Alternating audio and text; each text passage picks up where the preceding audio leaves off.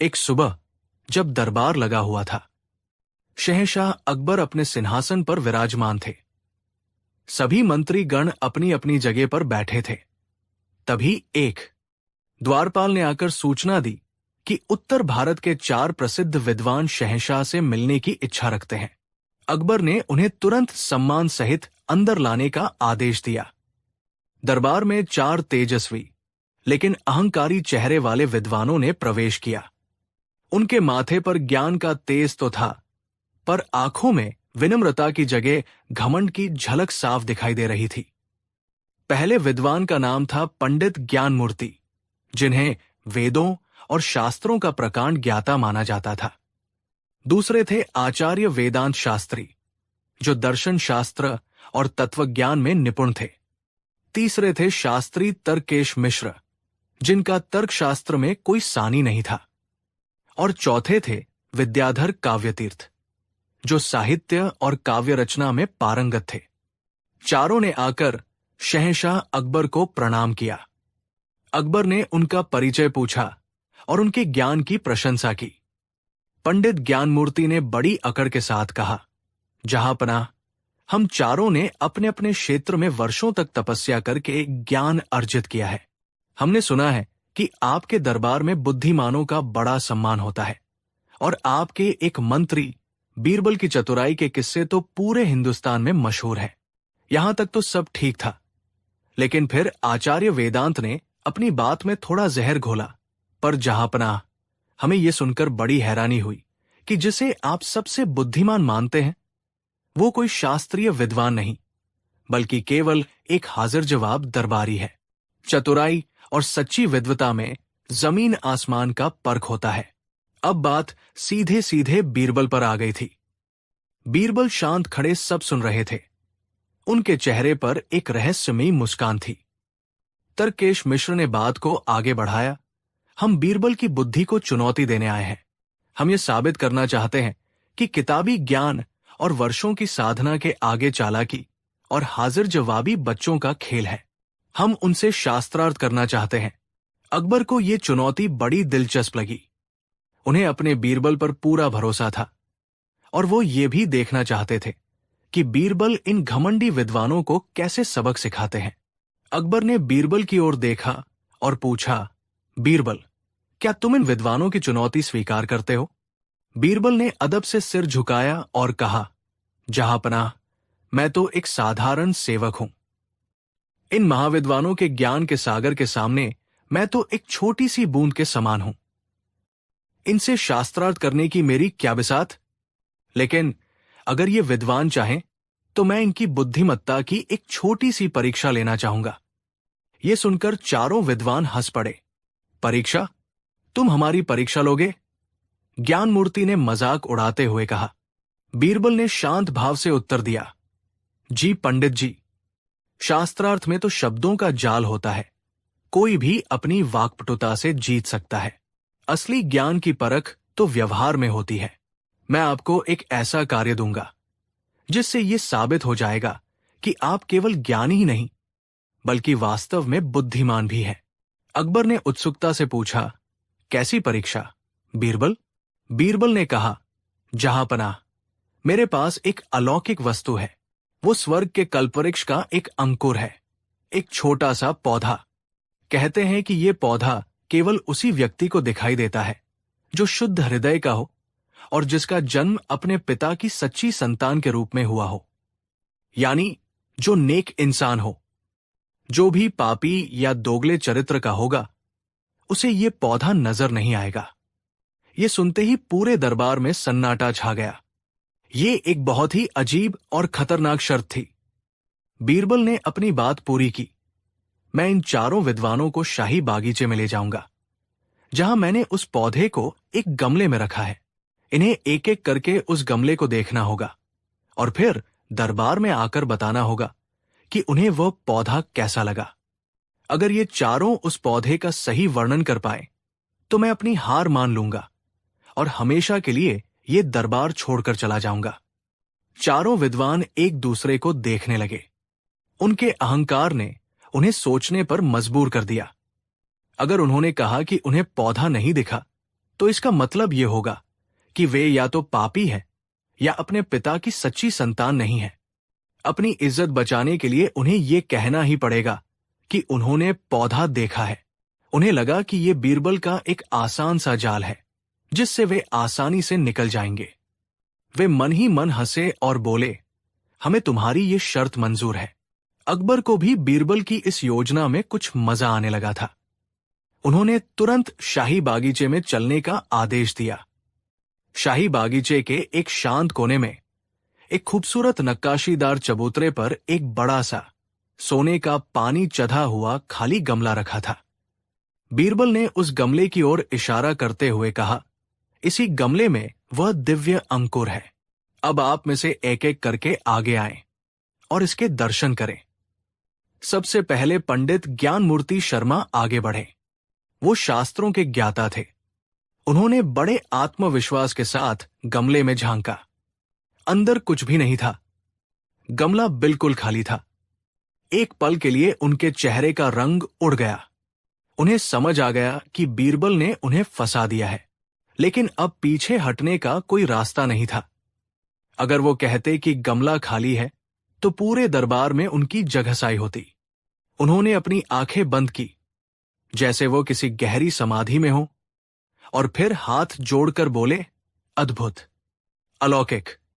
मैंने अपने जीवन में ऐसा दिव्य पौधा नहीं देखा। इसके पत्तों से वेदों की ऋचाओं जैसी ध्वनि आ रही है। इसका सुनहरा रंग प्रभात के सूर्य की तरह है।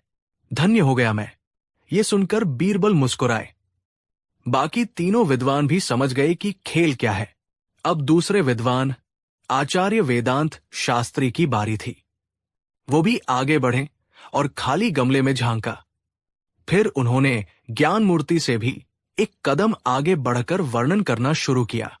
अरे, ये तो केवल पौधा नहीं, ये तो साक्षात ब्रह्मा का स्वरूप है। इसकी जड़ों में सृष्टि का आधार है और इसकी शाखाओं में मोक्ष का मार्ग। मैं तो इसकी भौतिकता को नहीं, इसके दार्शनिक सार को देख पा रहा हूं। ये अद्वैत का प्रतीक है। अब तीसरे विद्वान तर्केश मिश्र आगे आए। वो एक तर्कशास्त्री थे। उन्होंने भी गमले में कुछ न पाकर अपना दिमाग लगाया। उन्होंने सोचा, अगर इन दोनों को दिखा है तो मुझे भी दिखना ही चाहिए। यही तर्क कहता है। उन्होंने गमले को ध्यान से देखने का नाटक किया और बोले, तार्किक रूप से इस पौधे की संरचना अद्वितीय है। इसके पत्तों का कोण और शाखाओं का विभाजन गणित के स्वर्णिम अनुपात का पालन करता है। इसकी बनावट में एक भी तर्कहीन बात नहीं है। यह प्रकृति के सबसे उत्तम तर्क का उदाहरण है। अंत में चौथे विद्वान विद्याधर काव्यतीर्थ की बारी आई। वो तो कवि थे। उन्हें तो कल्पना की उड़ान भरने का सुनहरा अवसर मिल गया था। उन्होंने खाली गमले को देखकर अपनी आंखें मूंद ली और काव्य शैली में वर्णन करना शुरू कर दिया। हरितिमा ऐसी कि मरकत भी शर्माए, स्वर्णरश्मि ऐसी कि सूरज फीका पड़ जाए। पत्तियों पर ओस नहीं, ये तो है अमृत बूंदे, जिसे देख मन मेरा आनंद विभोर हो जाए। उन्होंने पौधे की सुंदरता पर कई दोहे और छंद सुना दिए। चारों विद्वानों ने अपनी अपनी विद्वता का प्रदर्शन कर दिया था और वे खुद को बहुत बुद्धिमान समझ रहे थे। उन्हें लगा कि उन्होंने बीरबल को उसी के खेल में मात दे दी है। अब बीरबल मुस्कुराते हुए शहंशाह अकबर की ओर मुड़े और बोले, जहांपनाह, आपने इन चारों महाविद्वानों की बातें सुनी। अब आप स्वयं जाकर इस दिव्य पौधे के दर्शन करें और हमें बताएं कि आपको ये कैसा लगा। अकबर भी बड़े चतुर थे। वो बीरबल का इशारा समझ गए। वो अपनी गद्दी से उठे और उस गमले के पास गए। उन्होंने अंदर झांका और एक पल के लिए रुक गए। फिर उन्होंने जोर का ठहाका लगाया और बोले, वाह बीरबल, वाह! सचमुच ये पौधा तो कल्पना से भी परे है। ये इतना पवित्र और इतना शक्तिशाली है कि मैं चाहता हूं इसका लाभ पूरी प्रजा को मिले। चारों विद्वान खुश हो गए कि बादशाह ने भी उनकी बात का समर्थन किया। अकबर ने घोषणा की, हम इस दिव्य पौधे का एक जुलूस निकालेंगे। ये गमला एक शाही हाथी पर रखा जाएगा और चारों विद्वान इसके साथ साथ पैदल चलेंगे, ताकि पूरी आगरा की जनता इस अलौकिक पौधे की महानता को जान सके। आप चारों इस सम्मान के असली हकदार हैं। ये सुनते ही चारों विद्वानों के पैरों तले जमीन खिसक गई। उन्होंने सोचा था कि बात दरबार में ही खत्म हो जाएगी, लेकिन अब उन्हें एक खाली गमले को लेकर पूरे शहर में घूमना पड़ेगा। ये तो सरेआम बेइज्जती थी, लेकिन अब वे मना भी नहीं कर सकते थे, क्योंकि मना करने का मतलब था ये स्वीकार करना कि वे अब तक झूठ बोल रहे थे। उन्हें मजबूरी में हाँ कहनी पड़ी। थोड़ी ही देर में एक शाही हाथी को सजाया गया, उस पर एक भव्य हौदा रखा गया और उसके ऊपर वो खाली गमला स्थापित कर दिया गया। आगे आगे शाही सैनिक और बाजे वाले चल रहे थे।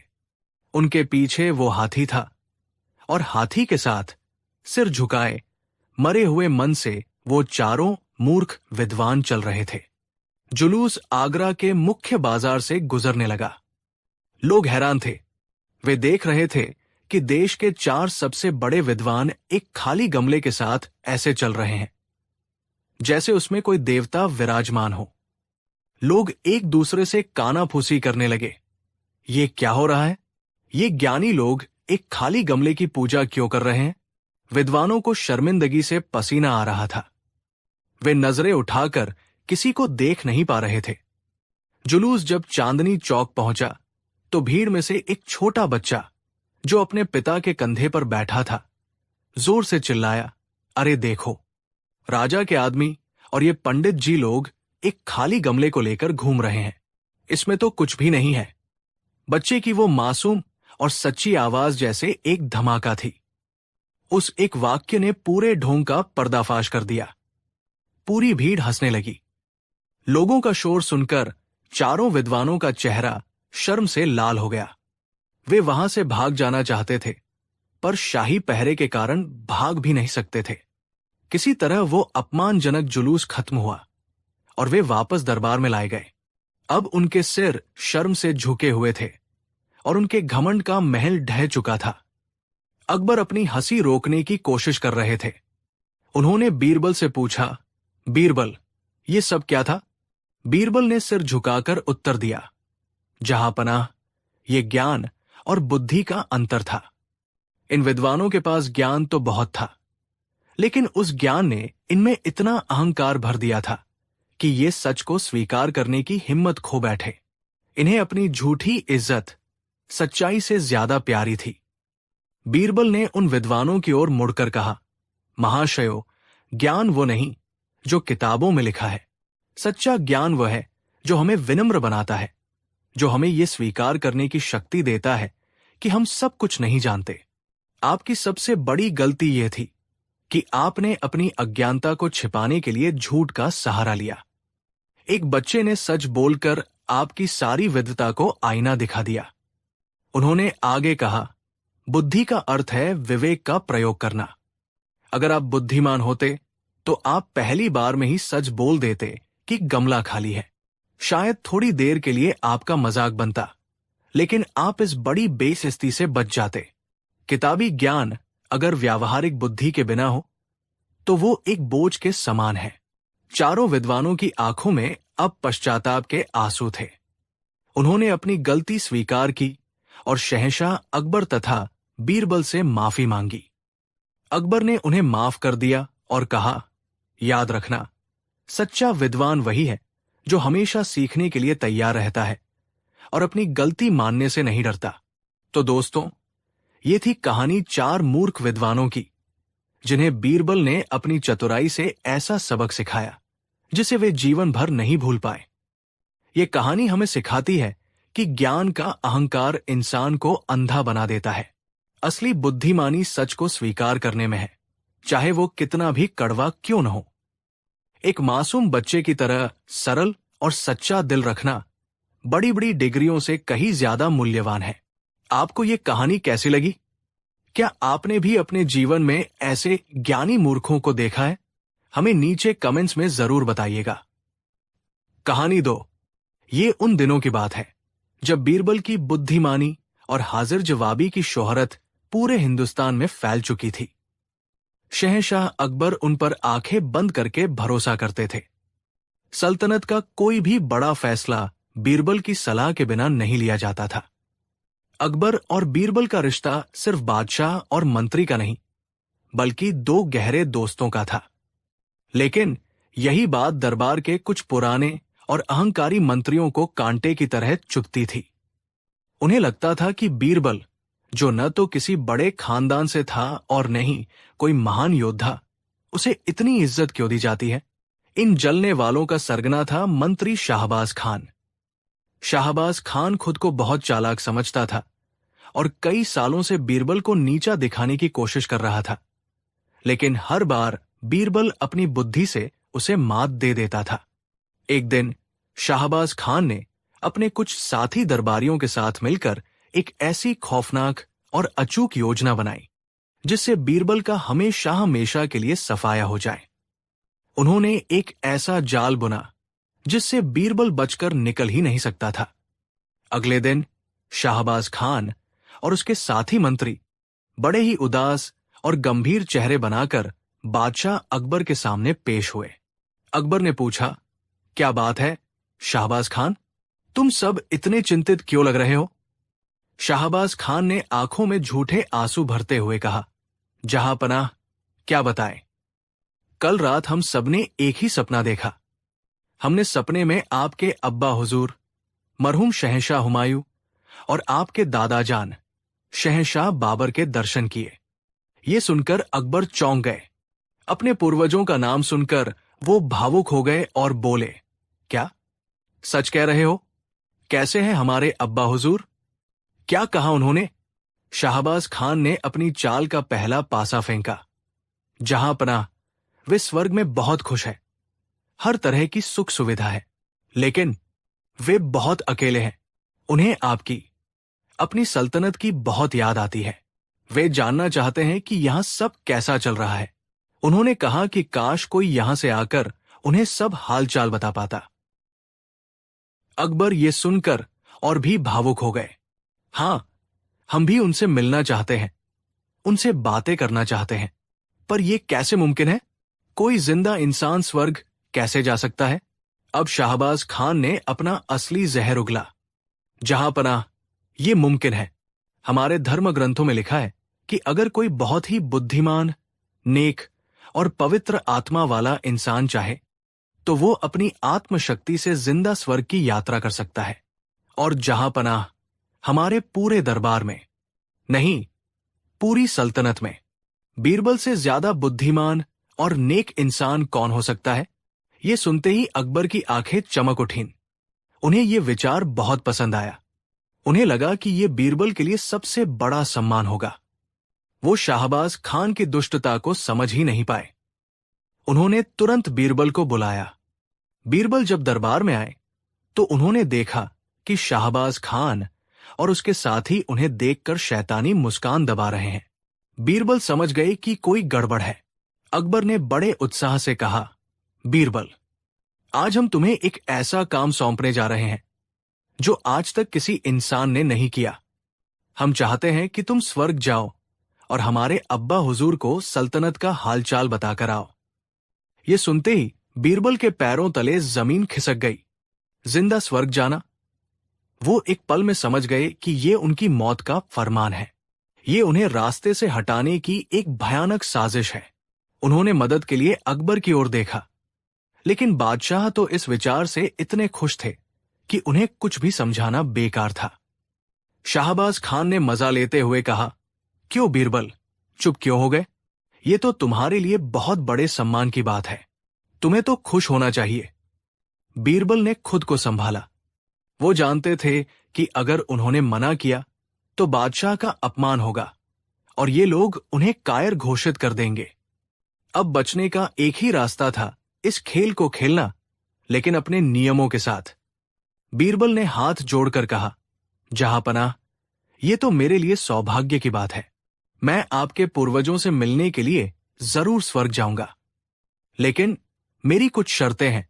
अकबर बोले, कहो, तुम्हारी क्या शर्तें हैं? बीरबल ने कहा, पहली शर्त, मुझे तैयारी के लिए 1 महीने का समय चाहिए। स्वर्ग की यात्रा लंबी है, कुछ इंतजाम करने होंगे। दूसरी शर्त, इस यात्रा के खर्च के लिए मुझे शाही खजाने से 1 लाख सोने की मोहरें चाहिए।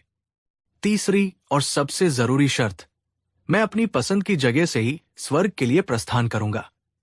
शाहबाज खान और उसके साथी हैरान थे कि बीरबल इतनी आसानी से कैसे मान गया। उन्हें लगा कि वो मौत के डर से सोने की मोहरें लेकर भागना चाहता है। वे खुश हो गए और अकबर से बोले, जहांपनाह, इसकी सारी शर्तें मान ली जाएं। अकबर ने भी खुशी खुशी इजाजत दे दी। अब शुरू हुआ बीरबल का असली खेल।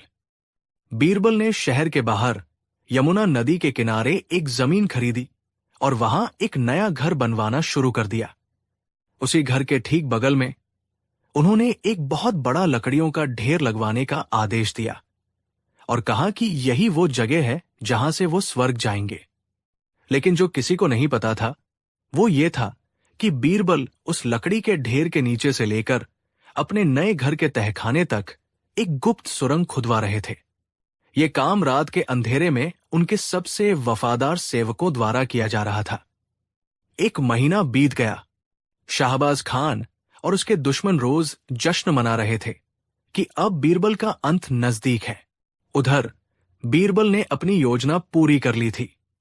वो दिन आ ही गया। बीरबल के स्वर्ग प्रस्थान को देखने के लिए शहर के बाहर हजारों लोगों की भीड़ जमा थी। बादशाह अकबर, उनके सभी मंत्री और दरबारी भी वहां मौजूद थे। लकड़ियों का एक बहुत ऊंचा ढेर तैयार था। बीरबल अपने परिवार से मिले, सबसे विदा ली। उनका चेहरा शांत था, जैसे उन्हें कोई डर ही न हो। वो अकबर के पास आए और बोले, जहांपनाह, अब मुझे जाने की आज्ञा दे। मैं कुछ महीनों में आपका संदेश लेकर जरूर लौटूंगा। शाहबाज खान हंसते हुए बोला, हां, जरूर लौटना। हम सब तुम्हारा इंतजार करेंगे। बीरबल लकड़ियों के ढेर के बीचों बीच बनी एक छोटी सी जगह में जाकर बैठ गए। सैनिकों ने चारों तरफ से लकड़ियों में आग लगा दी। देखते ही देखते आग की लपटें आसमान छूने लगी। धुआं इतना घना था कि कुछ भी दिखाई नहीं दे रहा था। जैसे ही धुआं फैला, बीरबल फुर्ती से लकड़ियों के ढेर के नीचे बनी गुप्त सुरंग में घुस गए और अपने घर के तहखाने में सुरक्षित पहुंच गए। बाहर सबने मान लिया कि बीरबल जलकर राख हो गए। शाहबाज खान और उसके साथी अपनी जीत पर अट्टहास कर रहे थे। अकबर की आंखों में आंसू थे। उन्हें अपने सबसे प्यारे दोस्त को खोने का गहरा दुख था। बीरबल के जाने के बाद दरबार की रौनक ही चली गई। शाहबाज खान और उसके साथी अब बड़ी बड़ी कुर्सियों पर थे, लेकिन सल्तनत के काम बिगड़ने लगे थे। अकबर हर दिन बीरबल को याद करके पछताते। लगभग 6 महीने बीत गए। सब लोग बीरबल को भूल चुके थे और फिर एक दिन दरबार लगा हुआ था और एक अजीब सा दिखने वाला इंसान दरबार में दाखिल हुआ। उसकी दाढ़ी और बाल बहुत बढ़े हुए थे। कपड़े कुछ अजीब थे, लेकिन चाल ढाल जानी पहचानी थी। जैसे ही वो इंसान बादशाह के करीब आया, सब लोग अपनी जगह पर खड़े हो गए। उनकी आंखें फटी की फटी रह गई। वो कोई और नहीं बल्कि बीरबल थे। अकबर अपनी गद्दी से दौड़ पड़े और बीरबल को गले लगा लिया। बीरबल, तुम जिंदा हो। तुम वापस आ गए। पूरे दरबार में जैसे भूचाल आ गया। शाहबाज खान और उसके साथियों के चेहरे का रंग उड़ गया। वे भूत देखने की तरह डर गए। उन्हें अपनी आंखों पर यकीन नहीं हो रहा था। शाहबाज खान हकलाते हुए बोला, ये कैसे हो सकता है? तुम तो स्वर्ग गए थे। बीरबल ने मुस्कुराते हुए जवाब दिया, हां मंत्री जी, मैं स्वर्ग ही गया था और बादशाह का संदेशा देकर वापस भी आ गया। अकबर ने उत्सुकता से पूछा, जल्दी बताओ बीरबल, कैसे हैं हमारे अब्बा हुजूर? क्या कहा उन्होंने? और स्वर्ग कैसा है? अब शुरू हुआ बीरबल का वो ऐतिहासिक मजाक। बीरबल ने कहा, जहांपनाह, स्वर्ग बहुत ही खूबसूरत जगह है। हर तरफ बाग बगीचे हैं, दूध और शहद की नदियां बह रही हैं। आपके अब्बा हुजूर और दादा जान बिल्कुल ठीक है और आपको बहुत याद कर रहे थे। उन्होंने आपके लिए ढेर सारा प्यार और आशीर्वाद भेजा है। फिर बीरबल ने दरबार में बैठे उन मंत्रियों की ओर देखा जिन्होंने उसे मरवाने की साजिश रची थी। बीरबल ने शाही नाई की ओर इशारा करते हुए कहा, आपके अब्बा हुजूर की दाढ़ी और बाल बहुत बढ़ गए हैं। स्वर्ग में कोई अच्छा नाई नहीं है। उन्होंने कहा है कि हमारा शाही नाई बहुत काबिल है, उसे तुरंत स्वर्ग भेजा जाए। ये सुनते ही शाही नाई का चेहरा पीला पड़ गया। फिर बीरबल ने शाही खजांची की ओर देखा और कहा, शहंशाह बाबर को हिसाब किताब में कुछ परेशानी हो रही है। स्वर्ग के खजांची इतने होशियार नहीं है। उन्होंने फरमाइश की है कि हमारे शाही खजांची को उनकी मदद के लिए भेजा जाए। खजांची डर के मारे कांपने लगा। एक एक करके बीरबल ने उन सभी दरबारियों का नाम लिया जो शाहबाज खान की साजिश में शामिल थे। किसी के लिए कहा कि स्वर्ग में अच्छे बावर्ची की जरूरत है, तो किसी के लिए कहा कि वहां अच्छे संगीतकार की कमी है। अंत में बीरबल की नजरें शाहबाज खान पर आकर रुकी। बीरबल ने बड़ी गंभीरता से कहा, और जहांपनाह, आपके अब्बा हुजूर सबसे ज्यादा अकेलेपन से परेशान हैं। उन्हें बात करने के लिए कोई बुद्धिमान और अनुभवी सलाहकार चाहिए। उन्होंने खास तौर पर कहा है कि मंत्री शाहबाज खान जैसा काबिल मंत्री तो पूरी कायनात में नहीं है। इसलिए जितनी जल्दी हो सके शाहबाज खान को उनकी सेवा में स्वर्ग भेजा जाए। अब आया कहानी का वो पल जिसने इतिहास रच दिया। ये सुनते ही शाहबाज खान और उसके सभी साथियों की हालत ऐसी हो गई जैसे उन्हें सांप सूंघ गया हो। उनकी बोलती बंद हो गई थी। वे एक ऐसे जाल में फंस चुके थे जिसे उन्होंने खुद ही बनाया था। अगर वे स्वर्ग जाने से मना करते तो इसका मतलब था कि वे मान रहे हैं कि बीरबल स्वर्ग नहीं गया था और ये सब एक ढोंग था। ऐसा करने पर बादशाह उन्हें साजिश रचने और बादशाह को धोखा देने के जुर्म में तुरंत मौत की सजा दे देते, और अगर वे जाने के लिए हाँ कहते तो उन्हें भी उसी तरह आग के ढेर पर बैठकर स्वर्ग जाना पड़ता, जिसका मतलब था निश्चित मौत। वे निशब्द थे। उनके पास कहने के लिए एक शब्द नहीं था। उनका घमंड, उनकी चालाकी सब धरी की धरी रह गई थी। वे बादशाह के पैरों में गिर पड़े और रो रो कर अपनी साजिश का पूरा सच उगल दिया। पूरा दरबार बीरबल की इस अद्भुत बुद्धि को देखकर स्तब्ध था। बादशाह अकबर पहले तो हैरान हुए, फिर जोर जोर से हंसने लगे। वो समझ गए कि बीरबल ने कैसा शानदार मजाक किया है, एक ऐसा मजाक जिसने दुश्मनों को उन्हीं के बनाए गड्ढे में धकेल दिया था। ये था बीरबल का वो मजाक जिसने सबकी बोलती बंद कर दी। ये सिर्फ एक मजाक नहीं था, ये एक संदेश था। ये संदेश था कि बुराई और षड्यंत्र का अंत हमेशा बुरा ही होता है। बीरबल ने साबित कर दिया कि सबसे बड़ा हथियार तलवार नहीं बल्कि दिमाग होता है। उन्होंने अपने दुश्मनों को मौत की सजा नहीं दी, बल्कि उन्हें जिंदगी भर के लिए शर्मिंदगी और डर के ऐसे अंधेरे में धकेल दिया जहां से वे कभी बाहर नहीं निकल सके।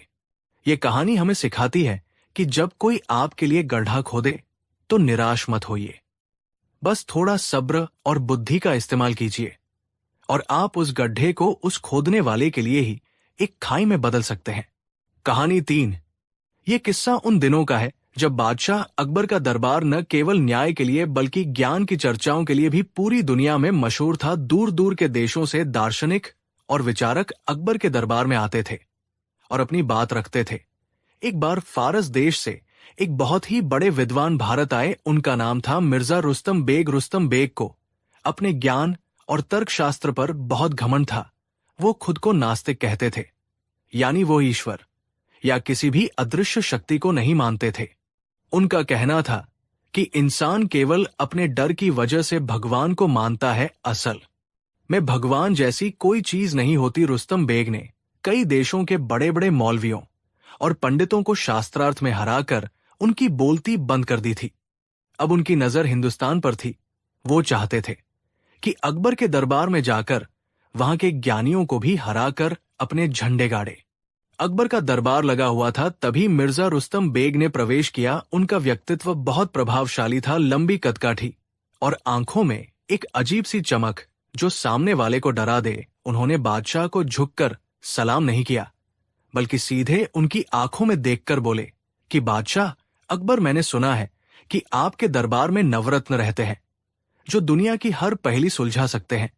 मैं यहां एक चुनौती लेकर आया हूं। अगर आपके दरबारियों ने मेरे सवाल का जवाब दिया तो मैं हमेशा के लिए आपका गुलाम बन जाऊंगा, लेकिन अगर जवाब नहीं दे पाए तो आपको मानना पड़ेगा कि हिंदुस्तान के ज्ञानी सिर्फ कोरी बातें करते हैं और असलियत में अज्ञानी है। बादशाह अकबर को यह लहजा पसंद नहीं आया, लेकिन उन्होंने अपनी उत्सुकता दबाते हुए कहा कि मिर्जा साहब, हमारे दरबार में ज्ञान का हमेशा स्वागत है, आप अपना सवाल पूछिए। रुस्तम बेग ने एक व्यंग्यात्मक मुस्कान के साथ दरबार की ओर देखा और कहा कि मेरा सवाल बहुत सीधा है। आप लोग दिन रात खुदा खुदा करते हैं, मंदिर और मस्जिदों में घंटियां बजाते हैं और अजान देते हैं। आप कहते हैं कि इस दुनिया को बनाने वाला कोई है। मेरा सवाल यह है कि वो खुदा, वो ईश्वर कहाँ है? मुझे उसे दिखाओ। मेरा उसूल है कि मैं उसी चीज को मानता हूं जो मुझे अपनी आंखों से दिखाई देती है या जिसे मैं छू सकता हूं। अगर खुदा है तो दिखता क्यों नहीं? और जो दिखता नहीं वो होता नहीं, इसलिए साबित करो कि वो क्या है जो दिखता नहीं पर होता है। अगर तुम मुझे खुदा को नहीं दिखा सकते तो आज से ये मानना छोड़ दो कि वह है। दरबार में सन्नाटा छा गया। ये सवाल सीधा आस्था पर चोट था। दरबारी पंडित और मौलवी एक दूसरे का मुंह ताकने लगे। ये धर्म का मामला था और इसे तर्कों से समझाना बहुत मुश्किल था। एक मौलवी साहब खड़े हुए और बोले कि मिर्जा साहब, खुदा तो हर जगह है, वो जर्रे जर्रे में है, उसे देखने के लिए दिल की आंखें चाहिए। रुस्तम बेग जोर से हंसे और बोले कि ये शायराना बातें मुझे मत सुनाइए मौलवी साहब, दिल की आंखें जैसी कोई चीज नहीं होती। अगर खुदा है तो उसे मेरी इन आंखों के सामने लाओ, जैसे मैं आपको देख पा रहा हूं, जैसे मैं इस खंबे को देख पा रहा हूं, वैसे ही मुझे खुदा को दिखाओ। और अगर नहीं दिखा सकते तो अपनी हार मान लो। कई विद्वानों ने कोशिश की, किसी ने वेदों का हवाला दिया, किसी ने कुरान की आयतें पढ़ी, लेकिन रुस्तम बेग हर बार एक ही बात कहते कि मुझे शब्दों का जाल मत बुनो, मुझे प्रत्यक्ष प्रमाण यानी प्रूफ चाहिए। बादशाह अकबर को बहुत शर्मिंदगी महसूस हो रही थी। उनके दरबार के बड़े बड़े ज्ञानी एक नास्तिक के सामने निरुत्तर हो गए थे। अकबर के माथे पर पसीने की बूंदें आ गई। उन्हें लगा कि आज मुगल सल्तनत की नाक कट जाएगी। तभी उनकी नजर बीरबल पर पड़ी, जो बड़े आराम से अपनी जगह पर बैठे पान चबा रहे थे और मुस्कुरा रहे थे। अकबर ने इशारे से बीरबल को बुलाया और कहा कि बीरबल, क्या तुम इस गुस्ताख का जवाब दे सकते हो? ये हमारी आस्था का मजाक उड़ा रहा है।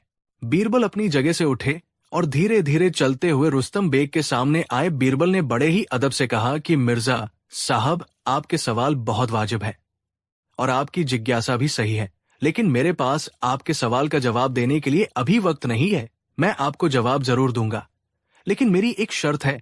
रुस्तम बेग ने पूछा, क्या शर्त है? बीरबल ने कहा कि शर्त यह है कि आपको जवाब अभी नहीं बल्कि कल सुबह मिलेगा, और वो भी दरबार में नहीं बल्कि मेरे घर पर। अगर आप कल सुबह मेरे घर नाश्ते पर आएं तो मैं आपको वो चीज दिखा दूंगा जो दिखती नहीं पर होती है, और साथ ही आपको आपके खुदा से भी मिलवा दूंगा। रुस्तम बेग को लगा कि बीरबल वक्त मांगकर बचने की कोशिश कर रहा है। उसने हंसते हुए कहा कि ठीक है बीरबल, मैं तुम्हें एक मौका और देता हूं। कल सुबह मैं तुम्हारे घर आऊंगा, लेकिन याद रखना, अगर कल भी तुम मुझे खुदा को नहीं दिखा पाए तो मैं तुम्हारे बादशाह के सामने तुम्हारा सिर मुंडवा दूंगा। बीरबल ने मुस्कुराकर शर्त मंजूर कर ली। अगले दिन सुबह का सूरज निकला। रुस्तम बेग अपने कुछ साथियों के साथ बीरबल के घर पहुंचे। बीरबल ने उनका शानदार स्वागत किया। उन्हें एक सुंदर बगीचे में बैठाया गया। बीरबल ने नौकरों को आवाज लगाई और कहा कि हमारे मेहमान के लिए सबसे बढ़िया शरबत लाया जाए। नौकर एक चांदी के कटोरे में दूध लेकर आया। बीरबल ने वो कटोरा रुस्तम बेग के सामने रखा और कहा कि लीजिए मिर्जा साहब, ये हमारे यहाँ का खास दूध है, इसे पीजिए। रुस्तम बेग ने कटोरा हाथ में लिया और पीने ही वाले थे कि बीरबल ने टोक दिया। बीरबल ने कहा कि रुकिए मिर्जा साहब, पीने से पहले मुझे ये बताइए कि क्या ये दूध मीठा है? रुस्तम बेग ने झुंझलाकर कहा कि बीरबल, क्या तुम पागल हो गए हो? बिना पिए मैं कैसे बता सकता हूं कि ये मीठा है या नहीं? बीरबल ने कहा कि अरे मिर्जा साहब, आप तो इतने बड़े ज्ञानी हैं, आप तो चीजों को देखकर ही परख लेते हैं, फिर भी आप चक्कर देख लीजिए। रुस्तम बेग ने एक घूंट भरा और बोले कि हाँ, ये दूध मीठा है, इसमें चीनी मिली हुई है। बीरबल ने कहा कि बहुत अच्छे, अब मेरा सवाल यह है कि क्या आप इस दूध के अंदर घुली हुई चीनी को देख सकते हैं? रुस्तम बेग ने गौर से दूध को देखा। वो बिल्कुल सफेद था, उसमें चीनी कहीं नजर नहीं आ रही थी, क्योंकि वो पूरी तरह घुल चुकी थी। रुस्तम बेग ने कहा कि नहीं, मैं चीनी को अलग से नहीं देख सकता, वो तो दूध में घुल गई है। बीरबल ने मुस्कुराते हुए कहा कि मिर्जा साहब, यही तो मेरे पहले सवाल का जवाब है। जैसे चीनी दूध के हर एक कतरे में घुली हुई है, लेकिन आंखों से दिखाई नहीं देती, उसका एहसास सिर्फ उसे चखकर यानी अनुभव करके किया जा सकता है। ठीक वैसे ही उस परमपिता परमेश्वर की शक्ति इस ब्रह्मांड के कण कण में घुली हुई है। वो हर जगह है, लेकिन उसे इन चमड़े की आंखों से देखा नहीं जा सकता। उसे महसूस करने के लिए आपको भक्ति की मिठास को चखना पड़ेगा। अगर आप कहें कि चूंकि चीनी दिख नहीं रही इसलिए दूध में चीनी है ही नहीं, तो ये आपकी मूर्खता होगी। वैसे ही खुदा न दिखने पर भी मौजूद है। रुस्तम बेग थोड़ी देर के लिए चुप हो गए। तर्क दमदार था, लेकिन उनका अहंकार अभी टूटा नहीं था। उन्होंने कहा कि बीरबल, तुम्हारी बातों में दम है, लेकिन ये सिर्फ एक उदाहरण है, ये कोई ठोस सबूत नहीं है। दूध में चीनी तो इंसान ने मिलाई है, लेकिन खुदा को किसने मिलाया? और अगर खुदा है तो वो सामने क्यों नहीं आता? वह मुझसे छिपता क्यों है? मुझे उसे अपनी आंखों से देखना है। मुझे कोई और तरीका बताओ। बीरबल जानते थे कि ये विद्वान इतनी आसानी से नहीं मानेगा। बीरबल ने नौकर को इशारा किया। नौकर इस बार एक हांडी लेकर आया जिसमें ताजा जमा हुआ दही था। बीरबल ने वो हांडी रुस्तम बेग के सामने रखी और पूछा कि मिर्जा साहब, आप बता सकते हैं कि इस दही के अंदर क्या है? रुस्तम बेग ने कहा कि ये दही है। और क्या है? बीरबल ने पूछा कि क्या आपको पता है कि इस दही के अंदर मक्खन छिपा है? रुस्तम बेग ने कहा कि हाँ, ये तो हर कोई जानता है कि दही में मक्खन होता है। बीरबल ने कहा कि तो जरा मुझे इसमें छिपा हुआ मक्खन दिखा दीजिए, मैं अपनी आंखों से देखना चाहता हूं कि दही के अंदर मक्खन कहाँ बैठा है। रुस्तम बेग ने झुंझलाकर कहा कि बीरबल, तुम फिर से बच्चों वाली बातें कर रहे हो। मक्खन ऐसे ऊपर थोड़ी दिखाई देता है। मक्खन को पाने के लिए दही को मथना पड़ता है, मेहनत करनी पड़ती है, मंथन करना पड़ता है, तब जाकर मक्खन ऊपर आता है। बीरबल की आंखों में एक चमक आ गई। उन्होंने कहा कि बस मिर्जा साहब, यही तो मैं आपको समझाना चाहता हूं।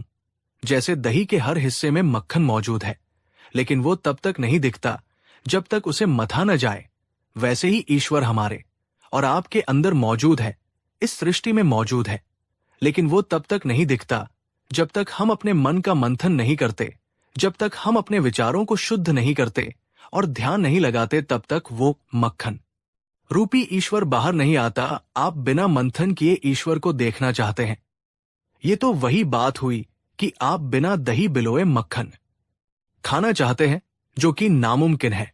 रुस्तम बेग अब निरुत्तर होने लगे थे। बीरबल के तर्क बहुत व्यावहारिक और सटीक थे, लेकिन एक नास्तिक के लिए हार मानना इतना आसान नहीं था। रुस्तम बेग ने अपना आखिरी दाव चला। उन्होंने सोचा कि बीरबल को बातों में फंसाना मुश्किल है, इसलिए अब इसे डराया जाए। रुस्तम बेग ने गुस्से का नाटक करते हुए कहा कि बीरबल, तुम बहुत चालाक हो। तुम खाने पीने की चीजों का उदाहरण देकर असली मुद्दे से भटका रहे हो। मैं इन उदाहरणों को नहीं मानता, मैं तो विज्ञान और तर्क को मानता हूं। अगर तुम मुझे अभी के अभी खुदा का कोई ऐसा सबूत नहीं दोगे जो मेरे शरीर को महसूस हो, तो मैं बादशाह से तुम्हारी शिकायत करूंगा।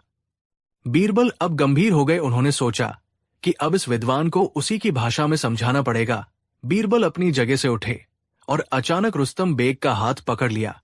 इससे पहले कि रुस्तम बेग कुछ समझ पाते, बीरबल ने उनकी कलाई पर जोर से चिकोटी काट ली। बीरबल ने उनकी खाल को इतनी जोर से मरोड़ा कि रुस्तम बेग दर्द से बिलबिला उठे। उन्होंने झटके से अपना हाथ छुड़ाया और चिल्लाए कि अरे जाहिल, ये क्या बदतमीजी है, मुझे बहुत तेज दर्द हो रहा है। बीरबल एकदम शांत खड़े रहे और बोले कि दर्द हो रहा है, कहा है दर्द? मुझे तो दिखाई नहीं दे रहा। रुस्तम बेग ने अपना लाल पड़ा हुआ हाथ दिखाते हुए कहा कि देखो, यहां है, मुझे महसूस हो रहा है, मेरी जान निकली जा रही है। और तुम पूछ रहे हो कि दर्द कहाँ है। बीरबल ने कहा कि मिर्जा साहब, मुझे आपका लाल हाथ तो दिख रहा है, लेकिन दर्द नहीं दिख रहा। अगर दर्द है तो उसे निकालकर मेज पर रख दीजिए, मैं देखना चाहता हूं कि दर्द का रंग क्या है, उसका आकार क्या है, वो गोल है या चौकोर है। रुस्तम बेग ने गुस्से में कहा कि मूर्ख, क्या तुम नहीं जानते कि दर्द कोई वस्तु नहीं है जिसे दिखाया जा सके। ये तो एक एहसास है जो सिर्फ उसे होता है जिसे चोट लगती है, दूसरा उसे नहीं देख सकता। बीरबल ने हंसते हुए कहा कि मिर्जा साहब, अब आप सही रास्ते पर आए हैं। जब एक मामूली सी चिकोटी का दर्द भी दिखता नहीं पर होता है और उसे सिर्फ महसूस किया जा सकता है, तो आप उस महान शक्ति को अपनी इन छोटी आंखों से कैसे देखना चाहते हैं जिसने पूरे ब्रह्मांड को बनाया है। जैसे दर्द का वजूद है पर वो अदृश्य है, वैसे ही ईश्वर का वजूद है पर वो अदृश्य है। वो अनुभव का विषय है, प्रदर्शन का नहीं। रुस्तम बेग सन्न रह गए। उनके पास अब कहने को कुछ नहीं बचा था। दूध में चीनी, दही में मक्खन और शरीर में दर्द, इन 3 उदाहरणों ने उनके नास्तिकवाद की नींव हिला दी थी। लेकिन बीरबल अभी रुके नहीं। बीरबल ने सोचा कि इसे पूरी तरह से धराशायी करना जरूरी है ताकि ये दोबारा किसी की आस्था का मजाक न उड़ाए। बीरबल ने रुस्तम बेग के कंधे पर हाथ रखा और बोले कि मिर्जा साहब, एक आखिरी सवाल और है मेरा आपसे। रुस्तम बेग ने थकी हुई आवाज में कहा कि अब क्या बचा है, पूछो। बीरबल ने सबकी तरफ देखते हुए जोर से पूछा कि मिर्जा साहब, क्या आप मानते हैं कि आपके पास दिमाग है? रुस्तम बेग ने तपाक से कहा कि बेशक है, पूरी दुनिया मेरे दिमाग का लोहा मानती है। मैंने बड़े बड़े शास्त्रार्थ जीते हैं। बीरबल ने मासूमियत से कहा कि लेकिन मिर्जा साहब, हमें तो आपका दिमाग दिखाई नहीं दे रहा। क्या आप अपना सिर खोलकर हमें अपना दिमाग दिखा सकते हैं? क्योंकि आपके ही उसूल के मुताबिक जो दिखता नहीं वो होता नहीं। तो चूंकि हमें आपका दिमाग नहीं दिख रहा, तो क्या हम ये मान ले कि आपके पास दिमाग है ही नहीं और आप बिना दिमाग के बातें कर रहे हैं? दरबार में मौजूद सभी लोग और बीरबल के नौकर जोर से हंस पड़े। रुस्तम बेग का चेहरा शर्म से लाल हो गया। वो अपने ही जाल में बुरी तरह फंस चुके थे।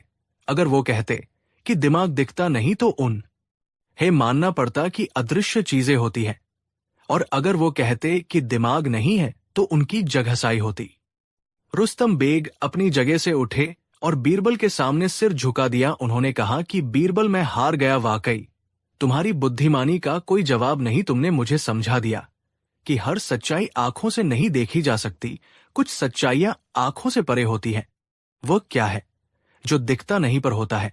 इसका जवाब सिर्फ ईश्वर नहीं, बल्कि विश्वास, प्रेम, दर्द, बुद्धि और वो हर अदृश्य शक्ति है जो इस दुनिया को चला रही है। मैं अपने अहंकार के लिए माफी मांगता हूं।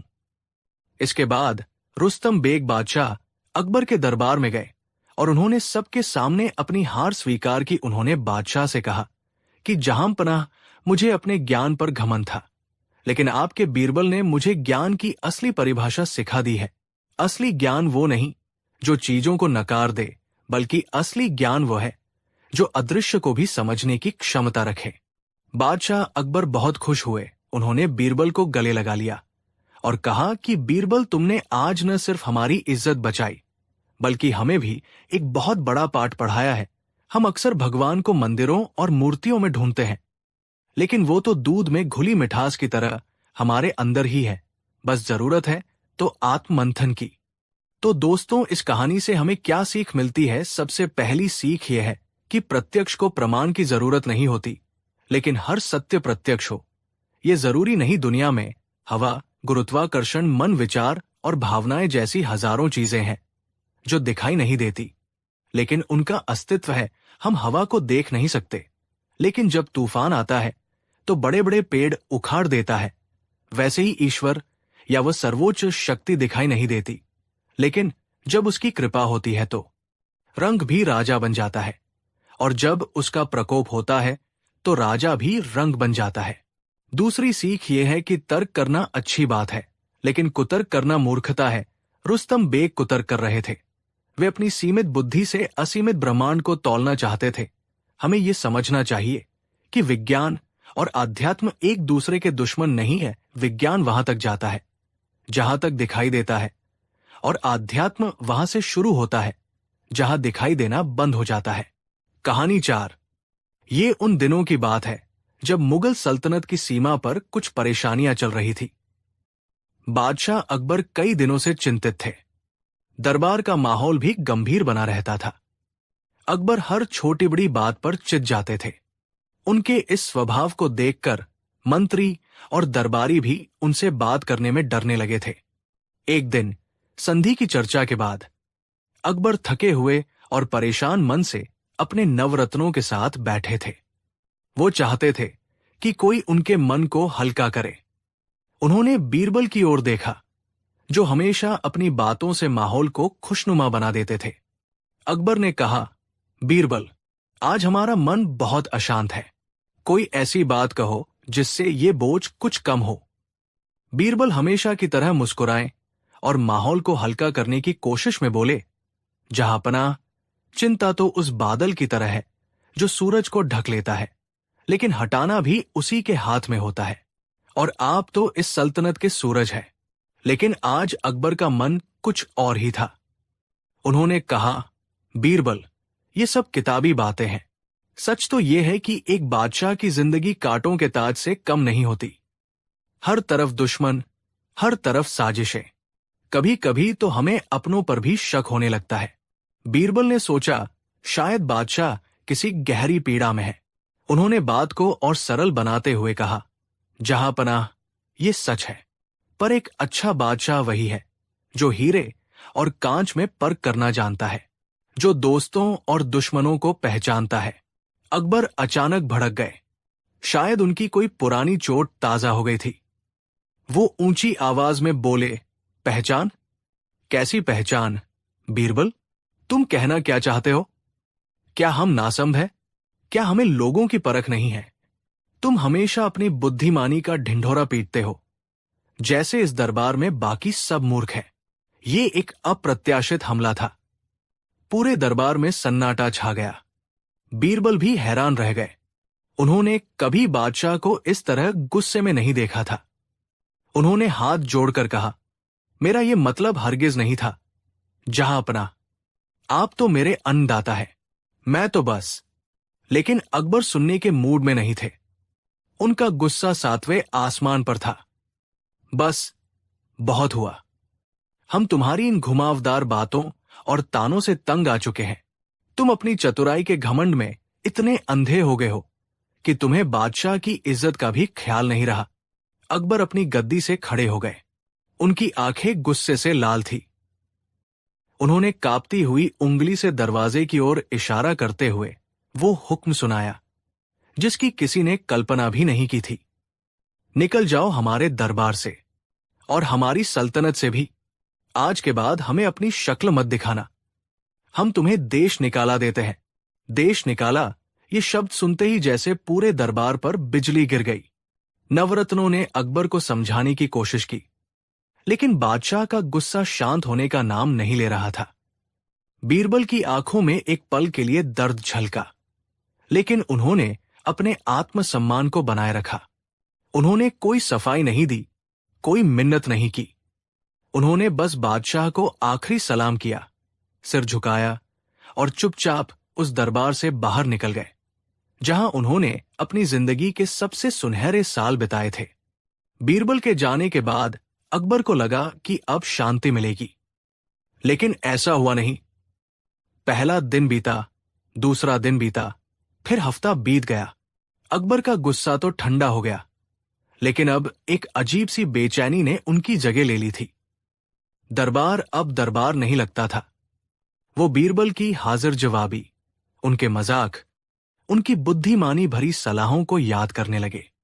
जब भी कोई मुश्किल मसला आता, अकबर की नजरें खुद ब खुद उस जगह को ढूंढने लगती जहां बीरबल खड़े रहते थे, लेकिन वो जगह अब खाली थी। दरबार के मंत्री भी उन समस्याओं को सुलझा नहीं पा रहे थे जिन्हें बीरबल चुटकियों में हल कर देते थे। अकबर का मन किसी काम में नहीं लगता। उन्हें अपनी गलती का एहसास होने लगा था। उन्हें समझ आ गया था कि उन्होंने गुस्से में आकर अपने सबसे कीमती हीरे को खुद से दूर फेंक दिया है। एक रात अकबर अपने बिस्तर पर करवटें बदल रहे थे। उन्हें नींद नहीं आ रही थी। वो उठे और अपनी खिड़की से बाहर देखने लगे। चांदनी रात में आगरा का किला खामोश था, ठीक वैसे ही जैसे अकबर का दिल बीरबल के बिना खामोश हो गया था। उन्होंने फैसला किया, वो बीरबल को वापस लाएंगे, चाहे इसके लिए कुछ भी करना पड़े। अगली सुबह उन्होंने अपने सबसे काबिल सैनिकों और जासूसों को बुलाया। जाओ और बीरबल को ढूंढ कर लाओ। वो जहां भी हो, जिस भी हाल में हो, उन्हें पूरे सम्मान के साथ वापस लेकर आओ। ये हमारा हुक्म है। सैनिकों की टोलियां चारों दिशाओं में निकल पड़ी। महीने बीत गए, लेकिन बीरबल का कोई सुराग नहीं मिला। बीरबल इतने बुद्धिमान थे कि वो जानते थे कि बादशाह उन्हें ढूंढेंगे। इसलिए वो भेष बदलकर एक बहुत दूर दराज के गांव में एक साधारण किसान की तरह रहने लगे थे। वहां उन्हें कोई नहीं जानता था। अकबर की बेचैनी बढ़ती जा रही थी। उन्हें लगा कि शायद बीरबल नाराज होकर किसी दूसरे राज्य में चले गए हैं। ये सोचकर उनका दिल बैठ गया। तब उनके एक सलाहकार ने उन्हें एक तरकीब सुझाई। जहां पनाह, बीरबल को सैनिक नहीं, सिर्फ बीरबल जैसी बुद्धि ही ढूंढ सकती है। हमें कोई ऐसी घोषणा करनी होगी जिसे सुनकर बीरबल खुद को प्रकट करने पर मजबूर हो जाएं। अकबर को ये बात जंच गई। उन्होंने पूरे राज्य में एक अजीबोगरीब ढिंढोरा पिटवाया। घोषणा ये थी, शहंशाह अकबर का हुक्म है कि हर गांव का मुखिया 1 महीने के अंदर शाही दरबार में एक घड़ा बुद्धि लेकर हाजिर हो। जो भी मुखिया ऐसा करने में असफल रहा, उसे भारी दंड दिया जाएगा और उसके गांव पर लगान दोगुना कर दिया जाएगा। ये घोषणा सुनकर पूरे राज्य में हड़कंप मच गया। एक घड़ा बुद्धि, ये कैसी बात थी? बुद्धि को घड़े में कैसे भरा जा सकता है? सब परेशान थे। ये एक असंभव काम था। ये खबर उस गांव में भी पहुंची जहां बीरबल रह रहे थे। गांव का मुखिया ये सुनकर सिर पकड़कर बैठ गया। वो दौड़ा दौड़ा गांव के सबसे समझदार इंसान यानी बीरबल के पास पहुंचा, जिन्हें सब ज्ञान बाबा के नाम से जानते थे। मुखिया ने रोते हुए कहा, ज्ञान बाबा, अब आप ही बचाइए। बादशाह ने तो हमें बर्बाद करने का हुक्म सुना दिया है। हम एक घड़ा बुद्धि कहां से लाएंगे? बीरबल मुस्कुराए। वो तुरंत समझ गए कि ये जाल किसके लिए बिछाया गया है। वो समझ गए कि ये उनके बादशाह का उन्हें वापस बुलाने का तरीका है। उनका दिल अपने दोस्त के लिए प्यार से भर गया। बीरबल ने मुखिया से कहा, चिंता मत करो, तुम बस एक छोटा सा मिट्टी का घड़ा ले आओ, जिसका मुंह ज्यादा चौड़ा न हो। मुखिया घड़ा ले आया। बीरबल उसे लेकर अपने खेत में गए। वहां कद्दू, पंपकिन की बेल लगी हुई थी, जिस पर एक बहुत ही छोटा सा नन्हा सा कद्दू लगा था। बीरबल ने बड़ी सावधानी से उस नन्हे कद्दू को बिना बेल से तोड़े घड़े के अंदर डाल दिया।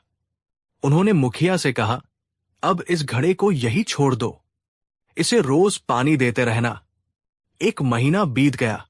वो छोटा सा कद्दू अब घड़े के अंदर ही बड़ा होकर इतना फैल गया कि उसने घड़े का पूरा आकार ले लिया। अब उसे घड़े से बाहर निकालना नामुमकिन था, जब तक कि घड़े को तोड़ा न जाए। बीरबल ने बेल को कद्दू से अलग किया और वो घड़ा मुखिया को देते हुए कहा, लो, ये रहा तुम्हारा बुद्धि का घड़ा।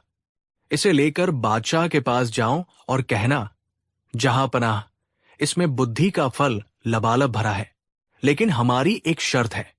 इस फल को बिना घड़ा तोड़े और बिना फल को काटे बाहर निकाला जाए। क्योंकि बुद्धि को तोड़ा या काटा नहीं जाता, उसे साबुत ही ग्रहण किया जाता है। मुखिया हैरान रह गया, लेकिन उसके पास कोई और चारा नहीं था। वो घड़ा लेकर आगरा पहुंचा। दरबार में जब मुखिया ने वो घड़ा और बीरबल की बताई शर्त पेश की, तो अकबर सब समझ गए। ऐसी चतुराई, ऐसी बुद्धि सिर्फ एक ही इंसान की हो सकती थी, उनके बीरबल की। उनकी आंखों में खुशी के आंसू आ गए। उन्होंने तुरंत मुखिया से पूछा, सच बताओ, ये तरकीब तुम्हें किसने बताई है? मुखिया ने डरते डरते उस ज्ञान बाबा का हुलिया बताया। अकबर अपनी गद्दी से खड़े हो गए और बोले, हमें अभी उस गांव ले चलो। शाही काफिला तुरंत उस गांव की ओर रवाना हो गया। जब अकबर अपनी शाही बग्घी से उतरे तो उन्होंने दूर से ही बीरबल को पहचान लिया। उनका दिल भर आया। वो तेजी से बीरबल की ओर बढ़े। बीरबल ने भी अकबर को देख लिया। वो अपनी जगह से उठे, लेकिन कहीं भागे नहीं। वो बस शांत खड़े रहे। अकबर उनके पास पहुंचे और उनकी आंखों में देखते हुए बोले, बीरबल, तुम यहां हो। हम तुम्हें कहां कहां नहीं ढूंढते फिरे। और तुम यहां ये सब क्या कर रहे हो? अकबर ने आसपास खड़े लोगों और गधों की ओर इशारा करते हुए पूछा। अब आया कहानी का वो ऐतिहासिक पल। बीरबल ने बड़ी शांति और एक हल्की सी मुस्कान के साथ जवाब दिया, जिसने अकबर को निशब्द कर दिया। बीरबल बोले, जहां पनाह, मैं तो बस अपना काम कर रहा था। अकबर ने हैरानी से पूछा, कैसा काम? बीरबल ने पास खड़े एक गधे की ओर इशारा करते हुए कहा, जहां पनाह, मैं तो गधों को ढूंढ रहा था। अकबर को कुछ समझ नहीं आया। गधों को मतलब? बीरबल ने अपनी बात को स्पष्ट किया, हुजूर, जब आपने मुझे देश निकाला दिया था तो आपका हुक्म था कि मैं आपकी सल्तनत में किसी इंसान को अपनी शक्ल न दिखाऊं। दरबार से निकलने के बाद मैं महीनों तक भटकता रहा। फिर मैंने सोचा कि अगर इंसानों के बीच रहना मना है तो मुझे जानवरों के साथ ही रहना पड़ेगा। और गधे से ज्यादा सीधा और वफादार जानवर कौन हो सकता है? तो मैं बस यही ढूंढ रहा था कि इस सल्तनत में कुल कितने गधे हैं, ताकि मैं उनके साथ अपना बाकी जीवन बिता सकूं। ये सुनते ही अकबर की आंखों से आंसू बह निकले। बीरबल के इन शब्दों में ताना नहीं, एक गहरा दर्द छुपा था। एक दोस्त की शिकायत छुपी थी। बीरबल ने एक वाक्य में अकबर को उनकी गलती का एहसास करा दिया था। उन्होंने बता दिया था कि जब एक बुद्धिमान इंसान की कद्र नहीं होती तो उसे गधों के बीच रहने पर मजबूर कर दिया जाता है। अकबर आगे बढ़े और बीरबल को गले लगा लिया। हमें माफ कर दो बीरबल, हमसे बहुत बड़ी भूल हो गई। गुस्से में हमने अपने सबसे बड़े दोस्त का दिल दुखा दिया। तुम्हारे बिना ये सल्तनत और ये बादशाह दोनों अधूरे हैं। बीरबल भी भावुक हो गए। उन्होंने कहा, आप माफी मांगकर मुझे शर्मिंदा न करें। जहां पनाह, आप मेरे बादशाह हैं और दोस्त भी। दोस्त से शिकायत करना मेरा हक है। उस दिन दोस्ती की जीत हुई। बीरबल पूरे सम्मान के साथ वापस आगरा लौटे और दरबार की रौनक फिर से लौट आई। तो दोस्तों, बीरबल का यह कहना कि मैं तो गधों को ढूंढ रहा था, सिर्फ एक मजाक नहीं था। ये गुस्से में लिए गए एक फैसले पर सबसे करारा और बुद्धिमान तमाचा था। ये कहानी हमें सिखाती है कि गुस्सा इंसान की सोचने समझने की शक्ति छीन लेता है। ये हमें सिखाती है कि सच्चे रिश्तों और काबिल लोगों की कद्र करनी चाहिए, क्योंकि एक बार वे चले जाएं तो जिंदगी वीरान हो जाती है। कहानी 5। ये किस्सा दिल्ली के एक बहुत पुराने और मशहूर व्यापारी का है, जिसका नाम था अली ख्वाजा। अली ख्वाजा ने अपनी पूरी जवानी व्यापार में लगा दी थी। उसने दूर दूर के मुल्कों से सामान लाकर बेचा और अपनी मेहनत से एक एक पैसा जोड़ा था। जब वो बूढ़ा होने लगा तो उसके मन में इच्छा जगी कि मरने से पहले उसे मक्का मदीना की तीर्थयात्रा यानी हज पर जाना चाहिए। उस जमाने में हज की यात्रा बहुत लंबी और कठिन होती थी, जिसमें महीनों और कभी कभी सालों लग जाते थे। अली ख्वाजा ने अपनी जमा पूंजी का हिसाब लगाया तो उसके पास 1000 सोने की मोहरें यानी अशरफिया बची। ये उसकी जिंदगी भर की कमाई थी, जिसे वह अपने बुढ़ापे के लिए बचाकर रखना चाहता था। समस्या ये थी कि इतनी भारी रकम और सोने के सिक्के वह अपने साथ यात्रा पर नहीं ले जा सकता था, क्योंकि रास्ते में लुटेरों और डाकुओं का खतरा था और घर पर वो अकेला था। कोई वारिस या परिवार नहीं था जिस पर वो भरोसा कर सके। अली ख्वाजा कई दिनों तक सोचता रहा कि इन सोने की मोहरों को कहां सुरक्षित रखे। तभी उसे शहर के काजी का ख्याल आया। काजी साहब की शहर में बड़ी इज्जत थी।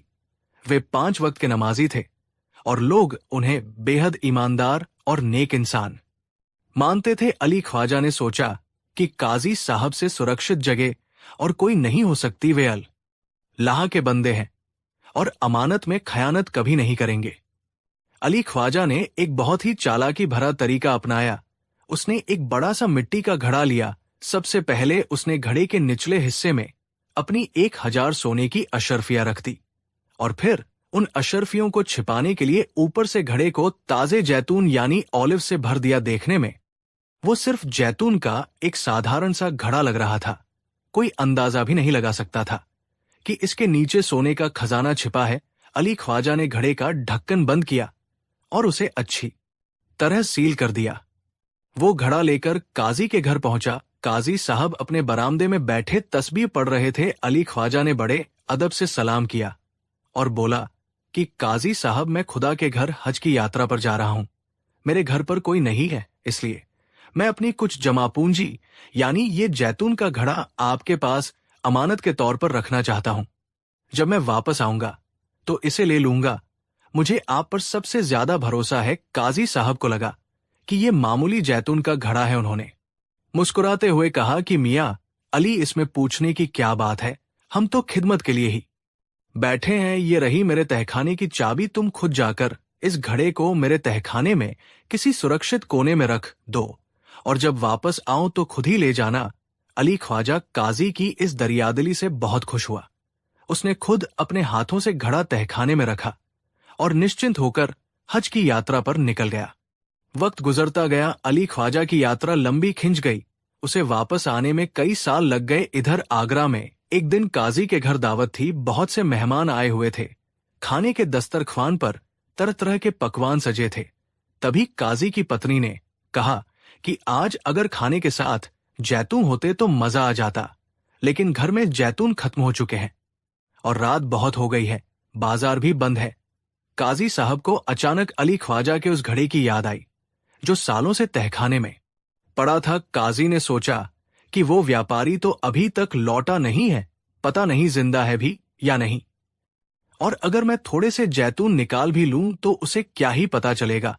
मैं बाद में बाजार से लाकर नए जैतून भर दूंगा। लालच और जीभ के स्वाद ने काजी की नीयत डगमगा दी। वो चिराग लेकर तहखाने में गया। उसने घड़े पर जमी धूल साफ की और ढक्कन हटाया। जैतून बहुत पुराने हो चुके थे और शायद सड़ने लगे थे।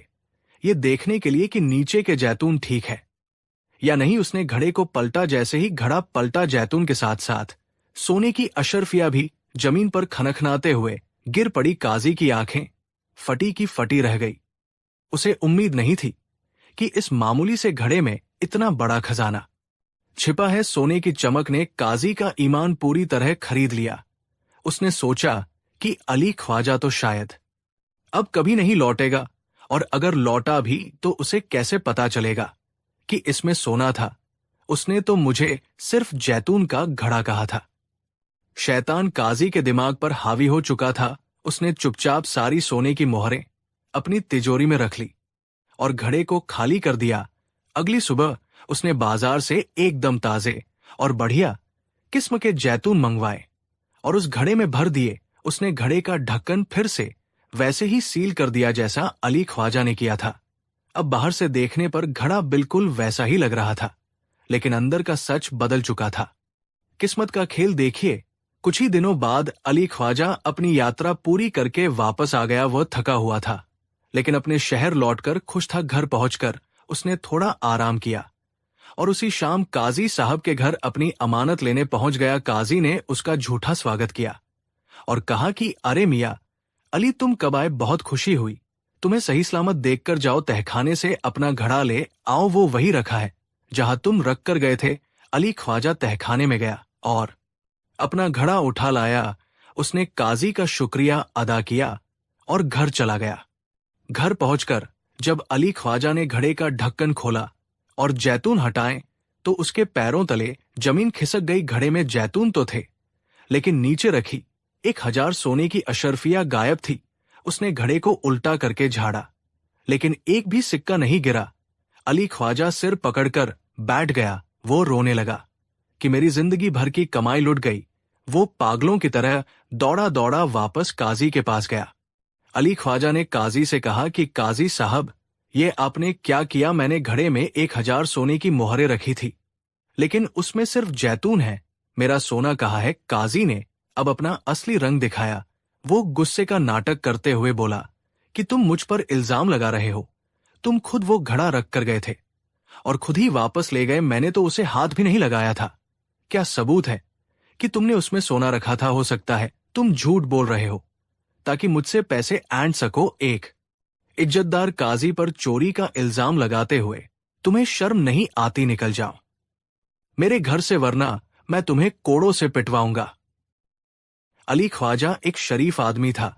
वो काजी की दबंगई के आगे कुछ नहीं कर पाया, लेकिन उसने हार नहीं मानी। वो शहर के लोगों के पास गया, लेकिन चूंकि काजी का रुतबा बहुत बड़ा था और अली ख्वाजा के पास कोई सबूत नहीं था, इसलिए किसी ने उसकी मदद नहीं की। कोई ये मानने को तैयार ही नहीं था कि इतना धार्मिक काजी चोरी कर सकता है। आखिर में थक-हार कर अली ख्वाजा ने बादशाह अकबर के दरबार में फरियाद की और इंसाफ की गुहार लगाई।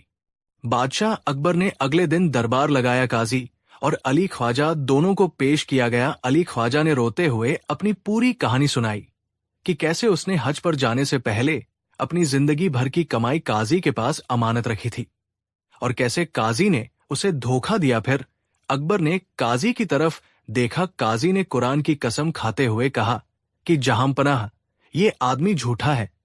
इसने मुझे सिर्फ जैतून का घड़ा दिया था, मैंने उसे छुआ तक नहीं। अगर इसके पास कोई गवाह या सबूत है तो पेश करे, वरना मुझ पर झूठा इल्जाम लगाने के लिए इसे सजा दी जाए।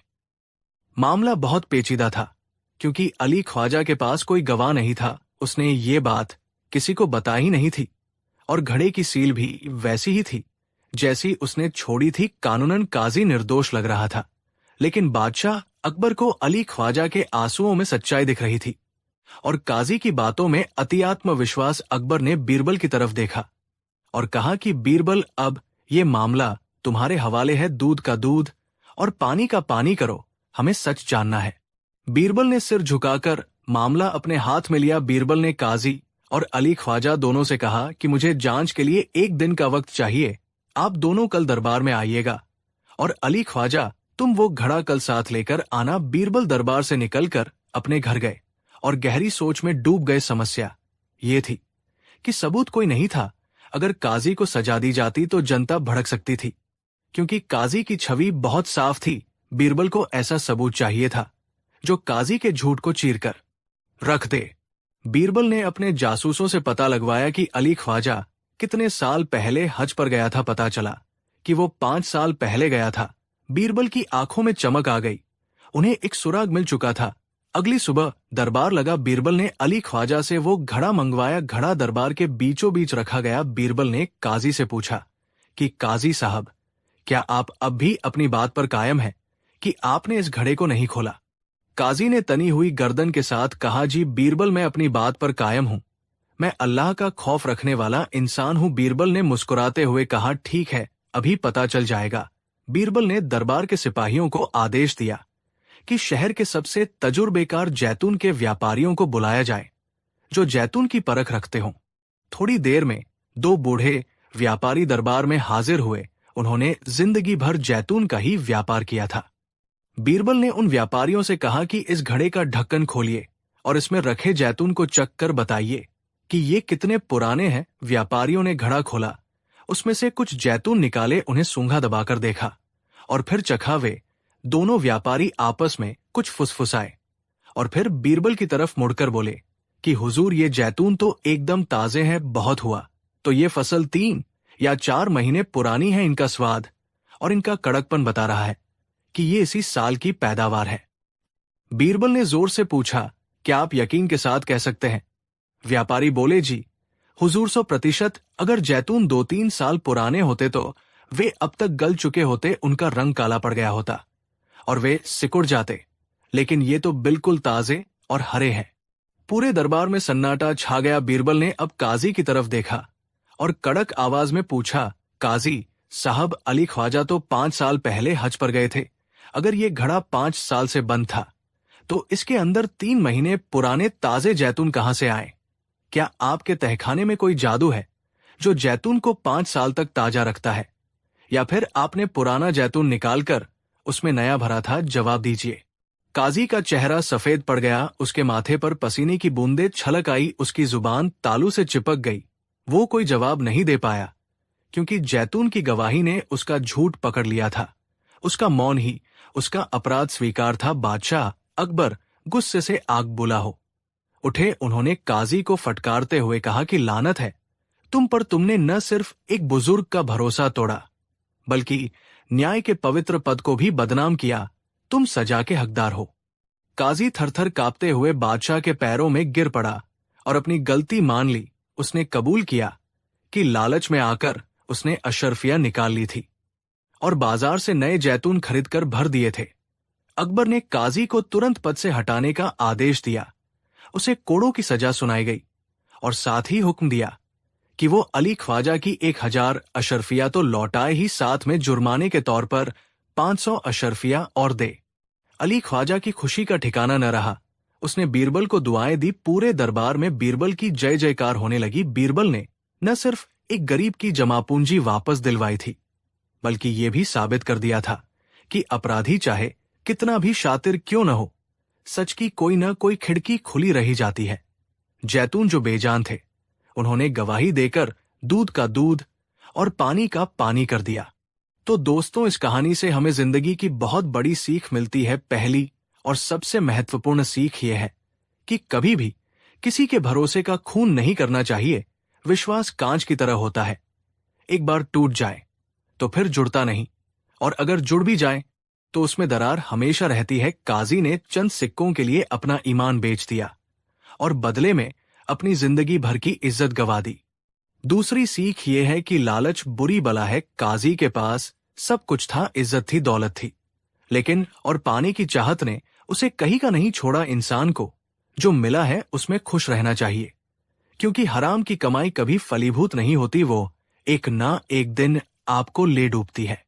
तीसरी सीख ये है कि अपराधी चाहे कितना भी चालाक हो, वो कोई न कोई निशान जरूर छोड़ता है। जैसे काजी ने ताजे जैतून भरकर अपनी होशियारी दिखाई थी, लेकिन वही ताजे जैतून उसके गले की फांस बन गए। सच को छिपाया जा सकता है, लेकिन मिटाया नहीं जा सकता। देर-सवेर वो सामने आ ही जाता है। और आखिरी सीख ये कि मुसीबत के वक्त घबराना नहीं चाहिए। जैसे अली ख्वाजा ने हार नहीं मानी और न्याय के लिए लड़ता रहा। अगर आप सच्चे हैं तो कुदरत भी किसी न किसी रूप में आपकी मदद के लिए बीरबल जैसे किसी मददगार को भेज ही देती है। कहानी 6। ये उन दिनों की बात है जब हिंदुस्तान पर जलालुद्दीन मोहम्मद अकबर की हुकूमत थी। उनका दरबार न सिर्फ अपनी शानो शौकत के लिए बल्कि अपनी बुद्धिमानी और न्याय के लिए भी दूर दूर तक मशहूर था। और इस बुद्धिमानी का सबसे चमकीला सितारा था बीरबल। लेकिन जहां रोशनी होती है वहां परछाइयां भी होती है।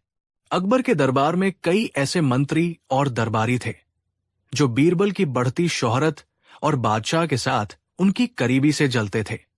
उन्हें हर पल एक ऐसे मौके की तलाश रहती थी जब वे बीरबल को बादशाह की नजरों में नीचा दिखा सकें। इन्हीं में से एक था मंत्री जफर खान। जफर खान खुद को बीरबल से ज्यादा काबिल समझता था, लेकिन उसकी दाल कभी गलती नहीं थी। हर बार बीरबल अपनी हाजिर जवाबी और असाधारण सोच से उसे मात दे देता था। आज जफर खान ने एक ऐसा जाल बुनने की सोची थी जिसमें बीरबल का फंसना लगभग तय था। एक दिन दीवाना में अकबर अपने सिंहासन पर विराजमान थे और उनके चेहरे पर एक गहरी सोच थी। दरबारी अपनी अपनी जगहों पर बैठे थे और माहौल में एक अजीब सी शांति थी। जफर खान धीरे धीरे अकबर के सिंहासन के पास गया और अदब से झुककर बोला, जहां पनाह, आपकी सल्तनत सूरज की तरह चमक रही है। आपका महल, ये आगरा का किला, स्वर्ग से भी सुंदर है। मैंने सुना है कि इसे बनाने में दुनिया के सबसे बेहतरीन कारीगरों ने अपना खून पसीना एक कर दिया था। अकबर मुस्कुराए। अपनी तारीफ सुनना भला किसे पसंद नहीं होता। उन्होंने कहा, तुम सही कहते हो जफर खान। ये महल सिर्फ ईंट पत्थरों की इमारत नहीं, ये हमारी सल्तनत की शान है, हमारी ताकत का प्रतीक है। इसकी हर दीवार, हर खंभा, हर नक्काशी एक कहानी कहती है। ये सुनते ही जफर खान को अपना मौका मिल गया। उसने बड़ी चालाकी से अपनी बात आगे रखी। गुस्ताखी माफ हो जहां पनाह, पर मेरे मन में कई दिनों से एक सवाल कौंध रहा है। हम सब इस महल की खूबसूरती की तारीफ तो करते हैं, पर क्या दरबार में कोई ऐसा बुद्धिमान है जो ये बता सके कि इस आलीशान महल में कुल खंभे कितने हैं? ये सवाल सुनते ही पूरे दरबार में सन्नाटा छा गया। सब एक दूसरे का मुंह देखने लगे। ये एक ऐसा सवाल था जिसके बारे में किसी ने कभी सोचा ही नहीं था। अकबर भी चौंक गए और बोले, खंभे? ये तो बड़ा दिलचस्प सवाल है जफर खान, हमने भी कभी इस पर गौर नहीं किया। अकबर की नजर पूरे दरबार पर घूमी। उनकी आंखों में एक चुनौती का भाव था। वो अपने दरबारियों की काबिलियत को परखना चाहते थे। उन्होंने ऊंची आवाज में पूछा, क्या हमारे दरबार में कोई है? कोई ऐसा बुद्धिमान, कोई ऐसा गणितज्ञ जो हमें यह बता सके कि आगरा के इस किले में, हमारे इस महल में कुल कितने खंभे लगे हैं? दरबार में कानाफूसी शुरू हो गई। बड़े बड़े मंत्री जो खुद को बहुत ज्ञानी समझते थे, सिर झुकाकर खड़े हो गए। वित्त मंत्री राजा टोडरमल, जो हिसाब किताब के बादशाह माने जाते थे, भी सोच में पड़ गए और बोले, जहांपनाह, ये काम तो लगभग नामुमकिन है। महल इतना विशाल है, इसमें अनगिनत दालान हैं, कमरे हैं, तहखाने हैं, हर जगह छोटे बड़े संगमरमर के, लाल पत्थर के, अलग अलग तरह के खंभे हैं। इन्हें गिनने में महीनों, शायद सालों लग जाएंगे, और फिर भी सही गिनती हो पाएगी, इसमें संदेह है। ये सुनकर जफर खान मन ही मन मुस्कुरा रहा था। उसका तीर निशाने पर लगा था। अकबर थोड़े निराश होकर बोले, क्या मतलब? हमारी सल्तनत में एक भी ऐसा शख्स नहीं जो हमारे एक छोटे से सवाल का जवाब दे सके? ये तो बड़ी शर्म की बात है। तभी अकबर की नजर बीरबल पर पड़ी, जो अब तक शांत खड़े सब कुछ देख और सुन रहे थे। अकबर ने मुस्कुराते हुए पूछा, अरे, हम तो भूल ही गए थे, हमारा बीरबल तो यहां मौजूद है। क्यों बीरबल, क्या तुम भी बाकी दरबारियों की तरह हार मान गए, या तुम्हारे पास हमारे इस सवाल का कोई जवाब है? अब सबकी निगाहें बीरबल पर थी। बीरबल धीरे धीरे आगे बढ़े और बादशाह के सामने सिर झुकाकर शांत और आत्मविश्वास से भरी आवाज में बोले, जहांपनाह, आपके हुक्म की तामील करना मेरा फर्ज है। मैं आपके सवाल का जवाब जरूर दूंगा। मैं आपको बताऊंगा कि इस महल में कुल कितने खंभे हैं। ये सुनते ही दरबार में एक हलचल मच गई। जफर खान हैरान रह गया। उसे यकीन था कि बीरबल भी इसे नामुमकिन बताकर हार मान लेंगे। अकबर खुश होकर बोले, शाबाश बीरबल, हमें तुमसे यही उम्मीद थी। तो बताओ, जल्दी बताओ, कितने खंभे हैं हमारे महल में?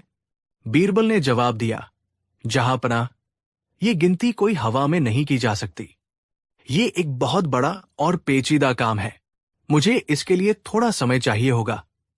जफर खान ने तुरंत टोकते हुए कहा, समय? कैसा समय? ये तो टालमटोल करने वाली बात हुई। अगर जवाब पता है तो अभी बताइए, वरना मान लीजिए कि आप ये नहीं कर सकते।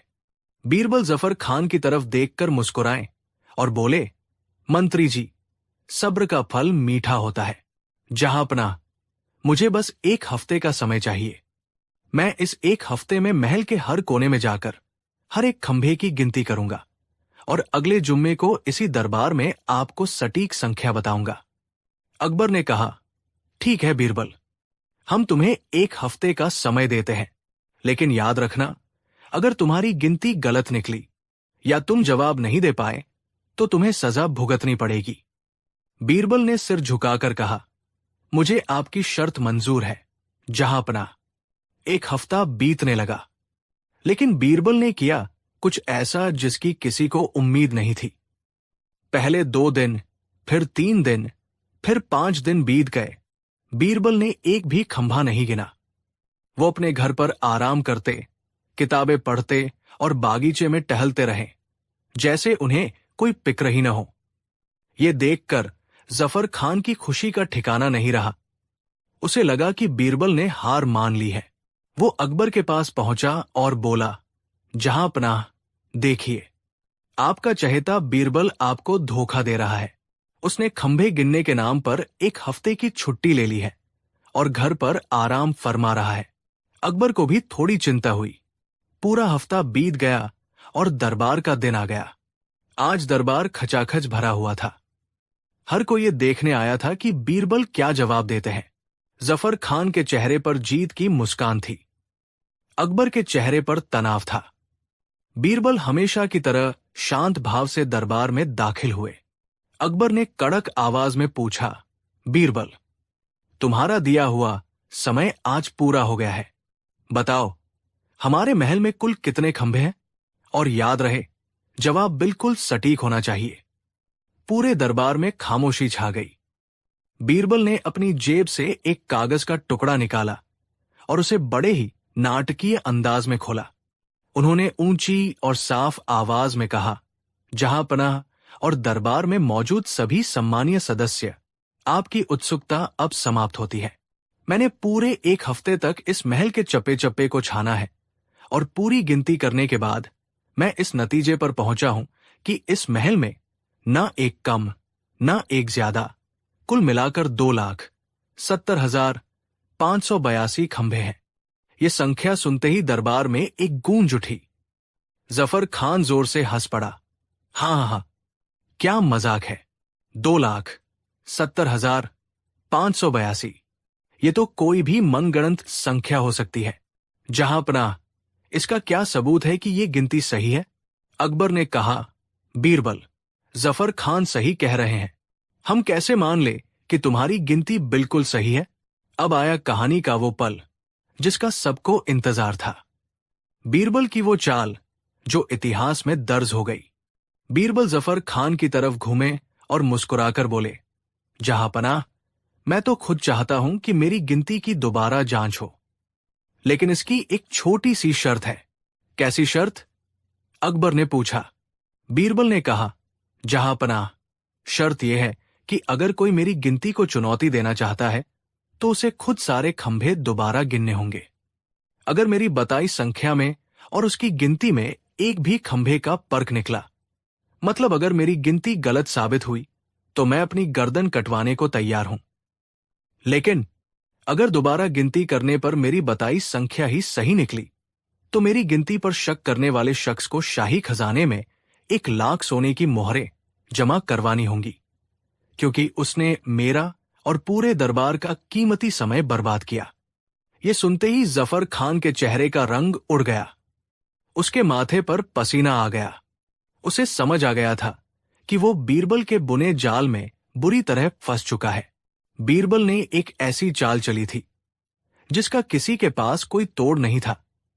बीरबल सीधे जफर खान की आंखों में देखते हुए बोले, तो मंत्री जफर खान जी, आपको मेरी गिनती पर सबसे ज्यादा शक था। मैं आपको यह मौका देता हूं। आप दरबार के कुछ और सदस्यों को साथ लेकर जाइए और गिनती शुरू कीजिए। हम सब आपके नतीजे का इंतजार करेंगे। क्या आप तैयार हैं? जफर खान की बोलती बंद हो गई थी। वो कांपने लगा था। वो हकलाते हुए बोला, नहीं, नहीं, मुझे बीरबल जी की काबिलियत पर पूरा भरोसा है। अगर इन्होंने गिना है तो गिनती सही ही होगी। मुझे कोई शक नहीं है। ये सुनते ही बादशाह अकबर अपनी हंसी रोक नहीं पाए। वो जोर जोर से हंसने लगे। उनके साथ पूरा दरबार भी हंसने लगा।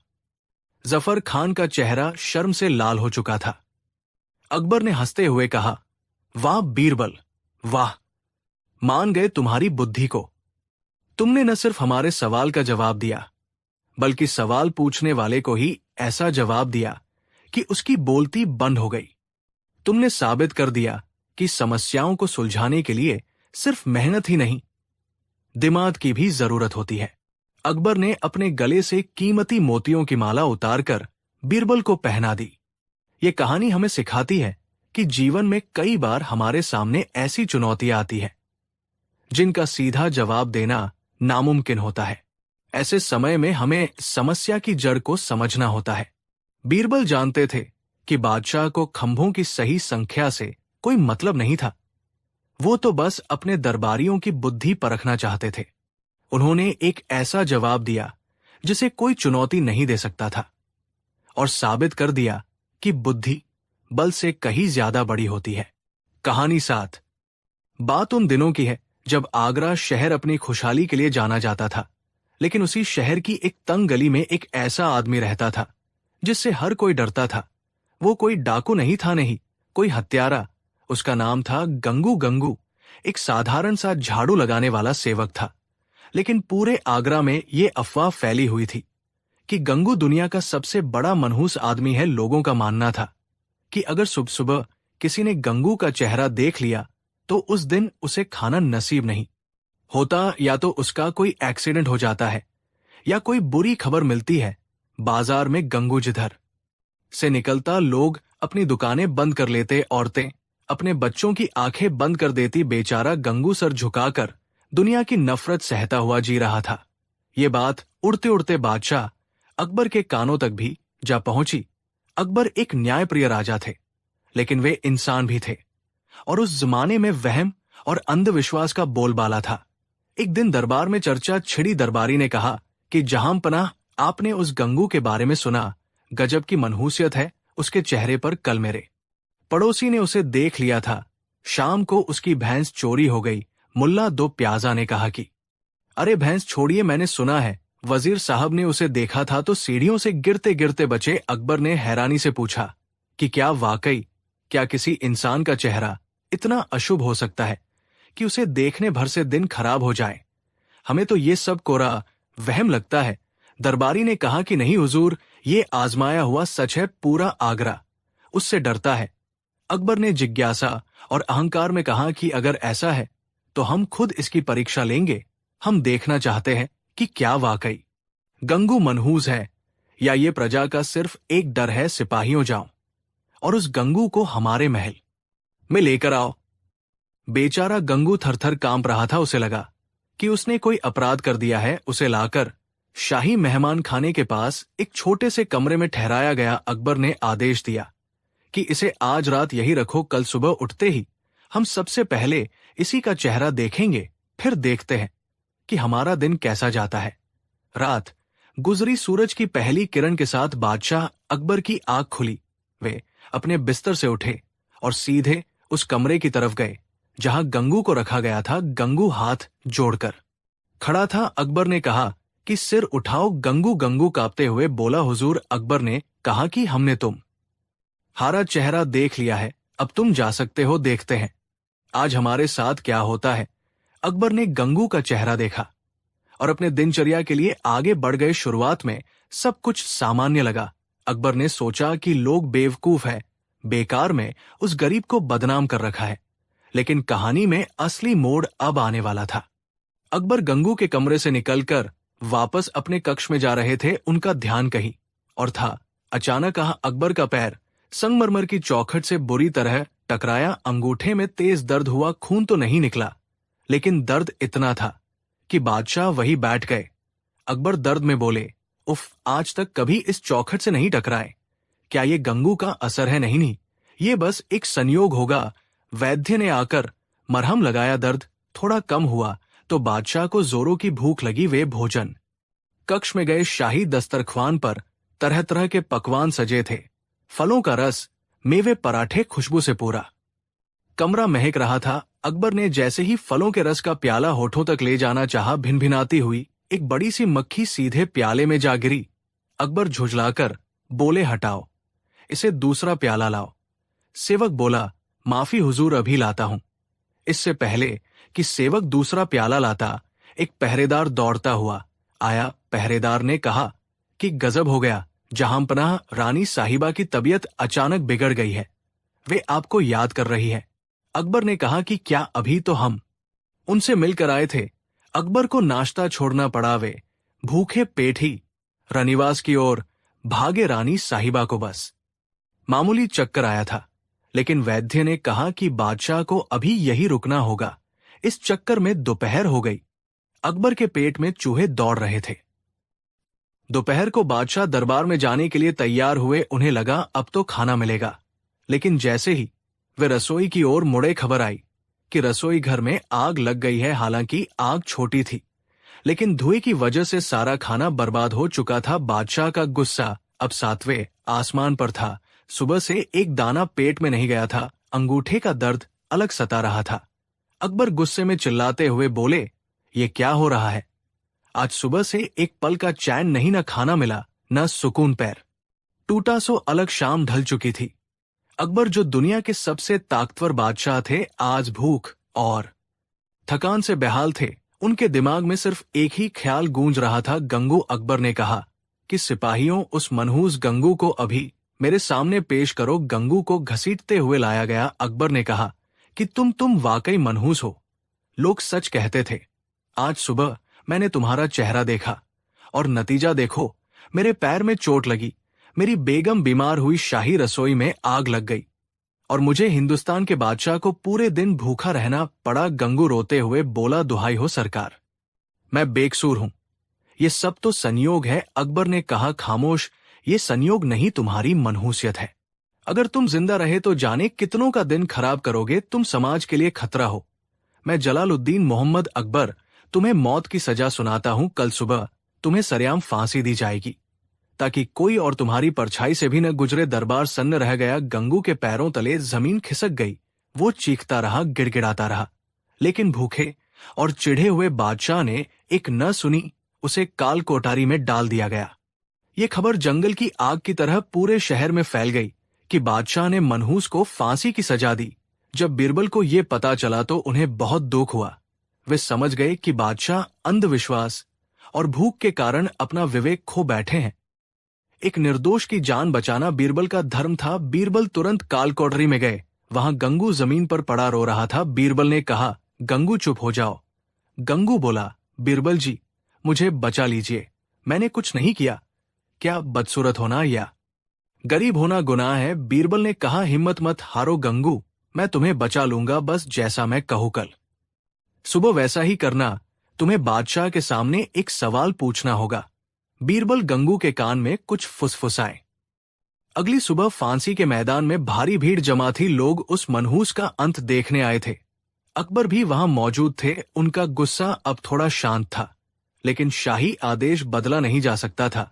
जल्लाद ने गंगू के गले में फंदा डालने की तैयारी की। जल्लाद ने पूछा, तेरी आखिरी ख्वाहिश क्या है? गंगू ने ऊंची आवाज में कहा, मेरी आखिरी ख्वाहिश ये है कि मैं अपने बादशाह से एक सवाल पूछना चाहता हूं, और मैं चाहता हूं कि पूरी प्रजा उस सवाल को सुने। अकबर ने कहा, पूछो गंगू। मरते हुए इंसान की बात हम नहीं टालते। गंगू ने कहा, जहांपनाह, आपने मुझे मौत की सजा क्यों दी? अकबर ने कहा, क्योंकि तुम मनहूस हो। तुम्हारा चेहरा देखने की वजह से मेरा पूरा दिन बर्बाद हुआ, मुझे चोट लगी और मैं भूखा रहा। गंगू ने कहा, ठीक है हुजूर, आपने मेरा चेहरा देखा और आपका दिन खराब हुआ, आपको खाना नहीं मिला, लेकिन बादशाह सलामत मैंने भी तो कल सुबह उठते ही सबसे पहले आपका ही चेहरा देखा था। गंगू आगे बोला कि आपने मेरा चेहरा देखा तो आपको सिर्फ भूख बर्दाश्त करनी पड़ी और पैर में थोड़ी चोट आई, लेकिन मैंने आपका चेहरा देखा तो मुझे मौत की सजा मिल रही है। अब आप ही इंसाफ कीजिए महाराज, हम दोनों में से ज्यादा बड़ा मनहूस कौन है? किसका चेहरा ज्यादा अशुभ है, मेरा जिसने आपका खाना छीना, या आपका जिसने मेरी जान ही छीन ली? गंगू का यह सवाल किसी तीर की तरह अकबर के सीने में लगा। वो निशब्द हो गए। तर्क इतना सटीक था कि उसका कोई काट नहीं था। तभी बीरबल आगे आए। बीरबल ने कहा, जहांपनाह, बच्चा सच कह रहा है। अगर चेहरे देखने से किस्मत तय होती तो आज गंगू को सबसे बड़ा इनाम मिलना चाहिए था, क्योंकि उसने राजा का दर्शन किया, लेकिन उसे तो मौत मिल रही है। इसका मतलब तो यही हुआ कि इस दुनिया के सबसे बड़े मनहूस आप स्वयं हैं। क्या हमें अब आपको फांसी पर चढ़ा देना चाहिए? अकबर गहरी सोच में पड़ गए और बोले, बीरबल, तुम ठीक कहते हो। अकबर की आंखों से अंधविश्वास का पर्दा गिर चुका था। उन्हें अपनी मूर्खता और क्रूरता का एहसास हुआ। उन्हें समझ आ गया कि दिन अच्छा या बुरा संयोग से होता है, किसी के चेहरे से नहीं। और सबसे बड़ी बात, अपनी झुंझलाहट का इल्जाम किसी गरीब पर लगाना एक राजा को शोभा नहीं देता। अकबर सिंहासन से उठते हुए बोले, जल्लाद रुको, फंदा खोल। दो भीड़ में खुशी की लहर दौड़ गई। अकबर ने कहा, गंगू, हमें माफ कर दो, हम वहम में अंधे हो गए थे। बीरबल ने, और तुम्हारे इस सवाल ने आज हमारी आंखें खोल दी। तुम मनहूस नहीं हो, मनहूस तो हमारी वो सोच थी। बादशाह अकबर ने गंगू को न केवल रिहा किया, बल्कि उसे माफी के तौर पर सोने की 100 मोहरें दी और उसे शाही बागीचे में नौकरी भी दे दी। साथ ही पूरे राज्य में घोषणा करवाई कि आज के बाद किसी को भी मनहूस कहकर अपमानित नहीं किया जाएगा। उस दिन के बाद से आगरा में किसी ने गंगू को देखकर रास्ता नहीं बदला तो दोस्तों, इस कहानी से हमें क्या सीख मिलती है? पहली, ये कि अंधविश्वास कमजोरी है। बिल्ली का रास्ता काटना, छींक आना या किसी का चेहरा देखना, ये सब सिर्फ हमारे मन का डर है। अच्छा और बुरा वक्त सबके जीवन में आता है, उसका किसी और इंसान से कोई लेना देना नहीं होता। दूसरी सीख ये कि तर्क की शक्ति बीरबल ने सिखाया कि बड़ी से बड़ी मुसीबत को भी सही तर्क और बुद्धिमानी से टाला जा सकता है। और तीसरी ये कि दूसरों को दोष देना बंद करें। जब हमारा दिन खराब होता है तो हम दूसरों को दोष देने लगते हैं, जबकि अक्सर वजह हमारी अपनी लापरवाही या संयोग होता है। आपको ये कहानी कैसी लगी? क्या आपके आसपास भी लोग ऐसे अंधविश्वास मानते हैं? कमेंट करके हमें जरूर बताएं। कहानी 8। ये किस्सा उन दिनों का है जब मुगल सल्तनत का सूरज अपनी पूरी बुलंदी पर था। बादशाह अकबर अक्सर अपने राज्य का हाल जानने के लिए भेष बदलकर प्रजा के बीच जाया करते थे। वे जानना चाहते थे कि उनके वजीर और अधिकारी उन्हें जो खबरें देते हैं उनमें कितनी सच्चाई है और प्रजा असल में उनके शासन के बारे में क्या सोचती है। एक बार गर्मियों के मौसम में बादशाह अकबर और बीरबल भेष बदलकर आगरा से दूर एक गांव के दौरे पर निकले। दोपहर का वक्त था और सूरज आग उगल रहा था। गर्मी और धूल से बेहाल होकर बादशाह अकबर और बीरबल एक पुराने बरगद के पेड़ के नीचे सुस्ताने के लिए रुके। उन्हें बहुत जोर की प्यास लगी थी, लेकिन आसपास कोई कुआं या नदी दिखाई नहीं दे रही थी। तभी उनकी नजर थोड़ी दूर स्थित एक छोटी सी झोपड़ी पर पड़ी। झोपड़ी के बाहर एक बूढ़ा किसान खाट पर बैठकर रस्सी बुन रहा था। उसके चेहरे पर झुर्रियां थी और आंखों में एक अजीब सी चमक थी जो अनुभव से आती है। बादशाह और बीरबल उस झोपड़ी की तरफ बढ़े। बादशाह ने आवाज लगाई कि बाबा, हम राहगीर हैं और बहुत दूर से आए हैं। गला प्यास से सूखा जा रहा है, क्या थोड़ा पानी मिल जाएगा? बूढ़े किसान ने सिर उठाकर उनकी तरफ देखा और बिना कुछ पूछे अंदर गया और एक मिट्टी के घड़े से ठंडा पानी लाकर उन्हें दिया। पानी पीकर बादशाह की जान में जान आई। उन्होंने किसान को धन्यवाद दिया और वही खाट के पास जमीन पर बैठ गए। बातचीत का सिलसिला शुरू हुआ। बादशाह अकबर ने जानबूझकर बातों को राजनीति की तरफ मोड़ा। उन्होंने किसान से पूछा कि बाबा, इस गांव में तो बड़ी शांति लगती है, लगता है आपकी जिंदगी बड़े मजे में कट रही है। किसान ने एक गहरी सांस ली और फिर कड़वाहट भरे स्वर में बोला कि बेटा, शांति तो श्मशान में भी होती है, पर उसे खुशहाली नहीं कहते। तुम परदेसी लगते हो, इसलिए तुम्हें शायद पता नहीं कि हम किस हाल में जी रहे हैं। ये सुनकर अकबर के कान खड़े हो गए। उन्होंने और कुरेदते हुए पूछा कि क्यों बाबा, क्या परेशानी है? क्या राजा के सिपाही आपको तंग करते हैं या फसल अच्छी नहीं हुई? बूढ़े किसान ने अपनी रस्सी बुनना जारी रखा और बोला कि फसल तो धरती मैया की कृपा से ठीक ही होती है, लेकिन ये जो दिल्ली के तख्त पर बादशाह अकबर बैठा है, न उसकी और उसके लालची अधिकारियों की भूख कभी नहीं मिटती।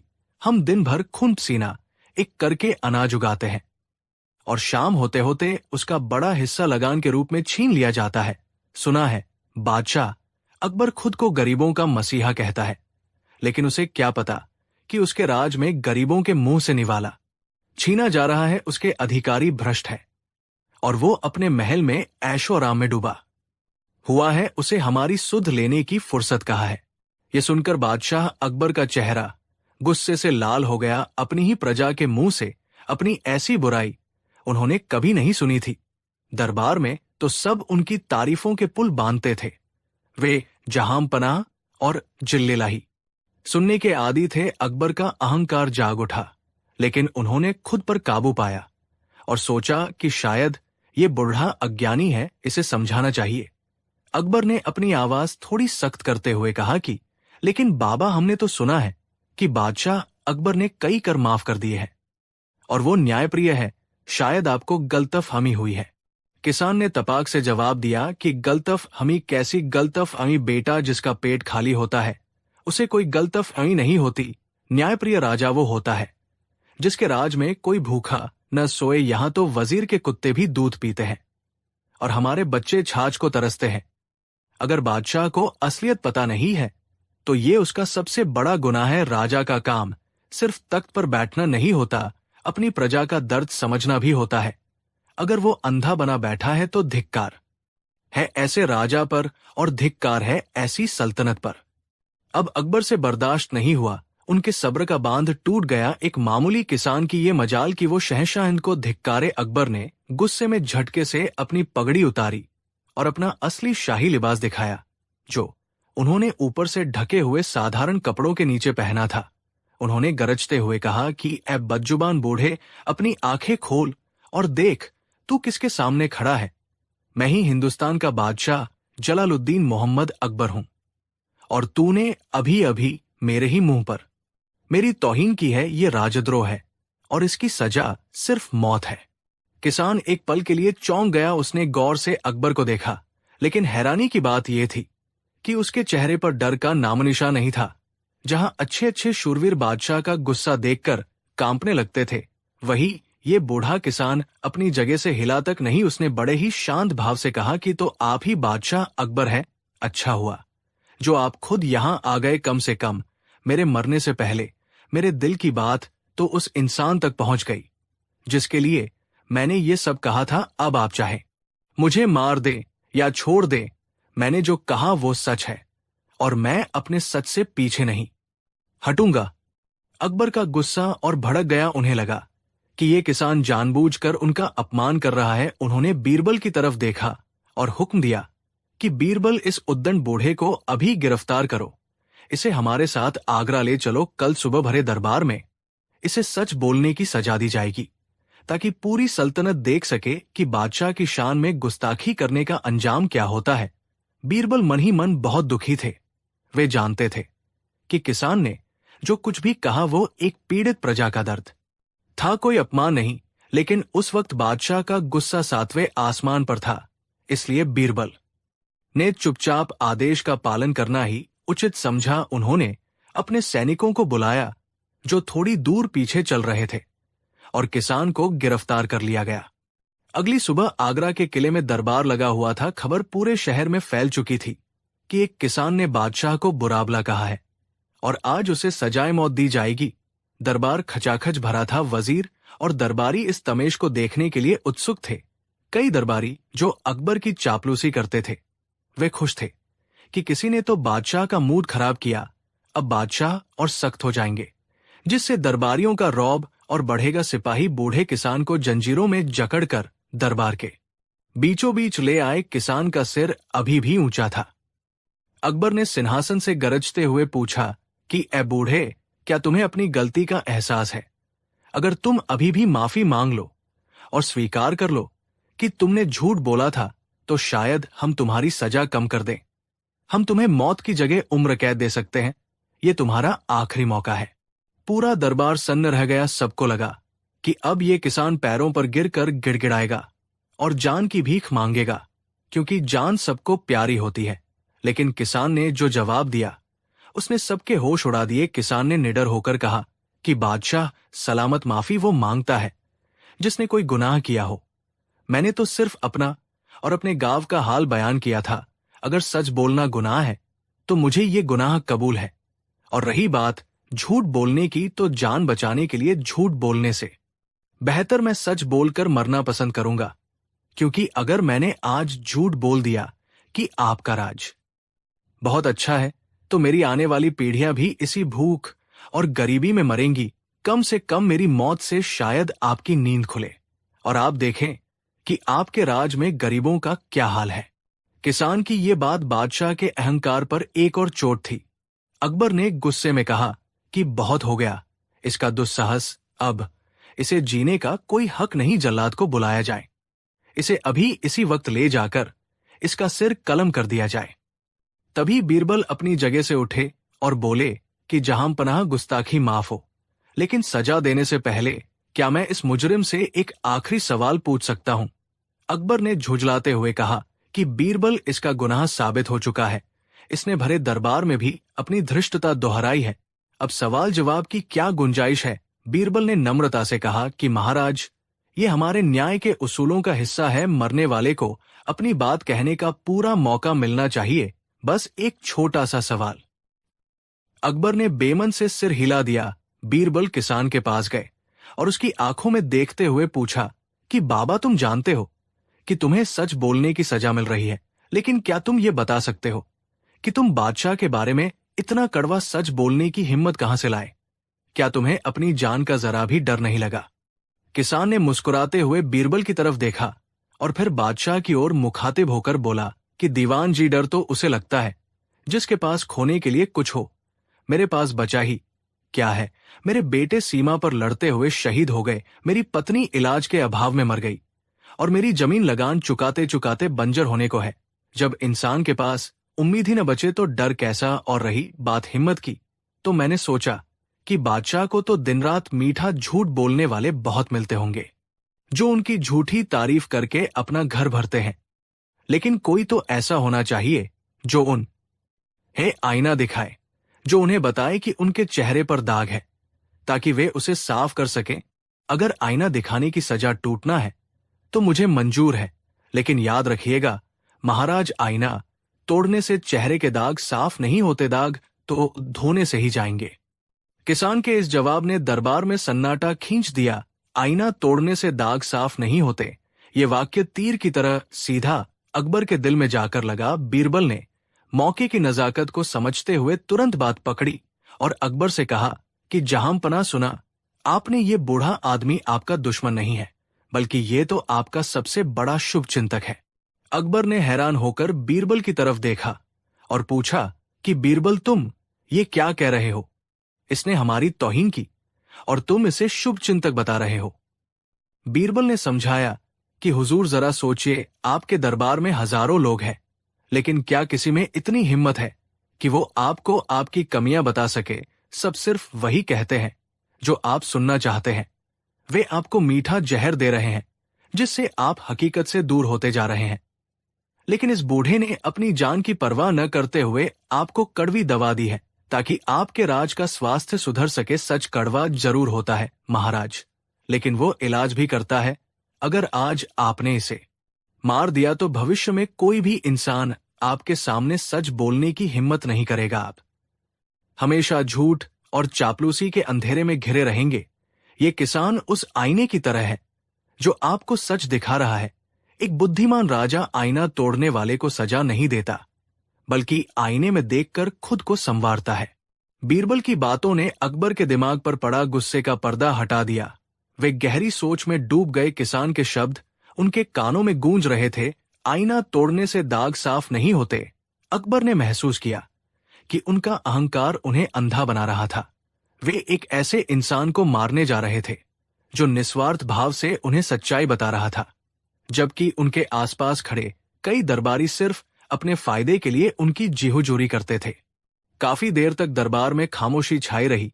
हर किसी की धड़कन रुकी हुई थी कि अब बादशाह क्या फैसला लेंगे। अचानक बादशाह अकबर अपने सिंहासन से उठे और धीरे धीरे सीढ़ियां उतरकर उस बूढ़े किसान के पास आए। जल्लाद ने अपनी तलवार नीचे कर ली। अकबर ने अपने हाथों से किसान की जंजीरें खोली और उसके सामने हाथ जोड़कर खड़े हो गए। पूरा दरबार ये दृश्य देखकर स्तब्ध था। हिंदुस्तान का शहंशाह एक मामूली किसान के सामने नतमस्तक था। अकबर ने रुंधे गले से कहा कि बाबा, हमें माफ कर दीजिए, हमारे कानों को सिर्फ तारीफ सुनने की आदत पड़ गई थी, इसलिए हम आपके सच को सह नहीं पाए। आपने आज हमारी आंखें खोल दी। बीरबल ठीक कहते हैं, आप हमारे दुश्मन नहीं बल्कि सच्चे मित्र हैं, क्योंकि सच्चा मित्र वही है जो गलत रास्ते पर जाने से रोके। अकबर ने वजीर को आदेश दिया कि इस किसान के गांव का पूरा लगान हमेशा के लिए माफ कर दिया जाए और शाही खजाने से इसे इतना धन दिया जाए कि इसकी बाकी जिंदगी आराम से कटे। साथ ही अकबर ने यह भी घोषणा की कि आज से हमारे दरबार में सच बोलने वाले को सजा नहीं बल्कि इनाम दिया जाएगा, चाहे वो सच कितना ही कड़वा क्यों न हो। बूढ़े किसान की आंखों में आंसू आ गए। उसने कांपते हाथों से बादशाह के सिर पर हाथ रखकर आशीर्वाद दिया। उस दिन न सिर्फ एक किसान की जान बची, बल्कि बादशाह अकबर का राजधर्म भी बच गया। उस दिन सच की जीत हुई।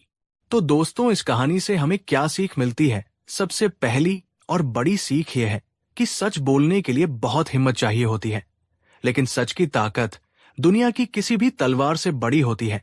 झूठ के पैर नहीं होते, वो ज्यादा दूर तक नहीं चल सकता, लेकिन सच अगर एक बार खड़ा हो जाए तो उसे कोई गिरा नहीं सकता। दूसरी सीख यह है कि निंदक नियरे राखिए, आंगन कुटी छवाए, यानी जो हमारी निंदा करते हैं या हमें हमारी कमियां बताते हैं, उन्हें हमें अपना दुश्मन नहीं समझना चाहिए, बल्कि उन्हें अपने पास रखना चाहिए, क्योंकि वही हमें बेहतर इंसान बनने में मदद करते हैं। जो लोग सिर्फ हमारी तारीफ करते हैं वे अक्सर हमारे पतन का कारण बनते हैं, लेकिन जो हमारी गलतियों पर हमें टोकते हैं वही हमारे असली शुभ चिंतक होते हैं। और तीसरी सीख उन लोगों के लिए है जो सत्ता या ताकत के नशे में चूर है। कहानी हमें सिखाती है कि पद और शक्ति का अहंकार इंसान को अंधा बना देता है। एक अच्छा लीडर या मुखिया वही है जो कड़वी से कड़वी आलोचना को भी सकारात्मक रूप से ले और अपनी कमियों को सुधारने का प्रयास करे। अगर अकबर उस दिन अपने अहंकार में उस किसान को मार देते तो वे इतिहास में एक क्रूर शासक के रूप में दर्ज होते, लेकिन अपनी गलती मानकर और सच को स्वीकार करके उन्होंने महानता का परिचय दिया। दोस्तों, आज के दौर में भी हमें ऐसे ही साहस की जरूरत है। हम अक्सर बॉस के डर से, समाज के डर से या किसी के बुरा मान जाने के डर से सच बोलने से कतराते हैं। हम सोचते हैं कि झूठ बोलकर हम सुरक्षित रहेंगे, लेकिन याद रखिए, झूठ बोलकर मिली सुरक्षा उस बुलबुले की तरह है जो कभी भी फूट सकता है, जबकि सच बोलकर उठाई गई मुसीबत उस नींव की तरह है जिस पर एक मजबूत चरित्र का निर्माण होता है।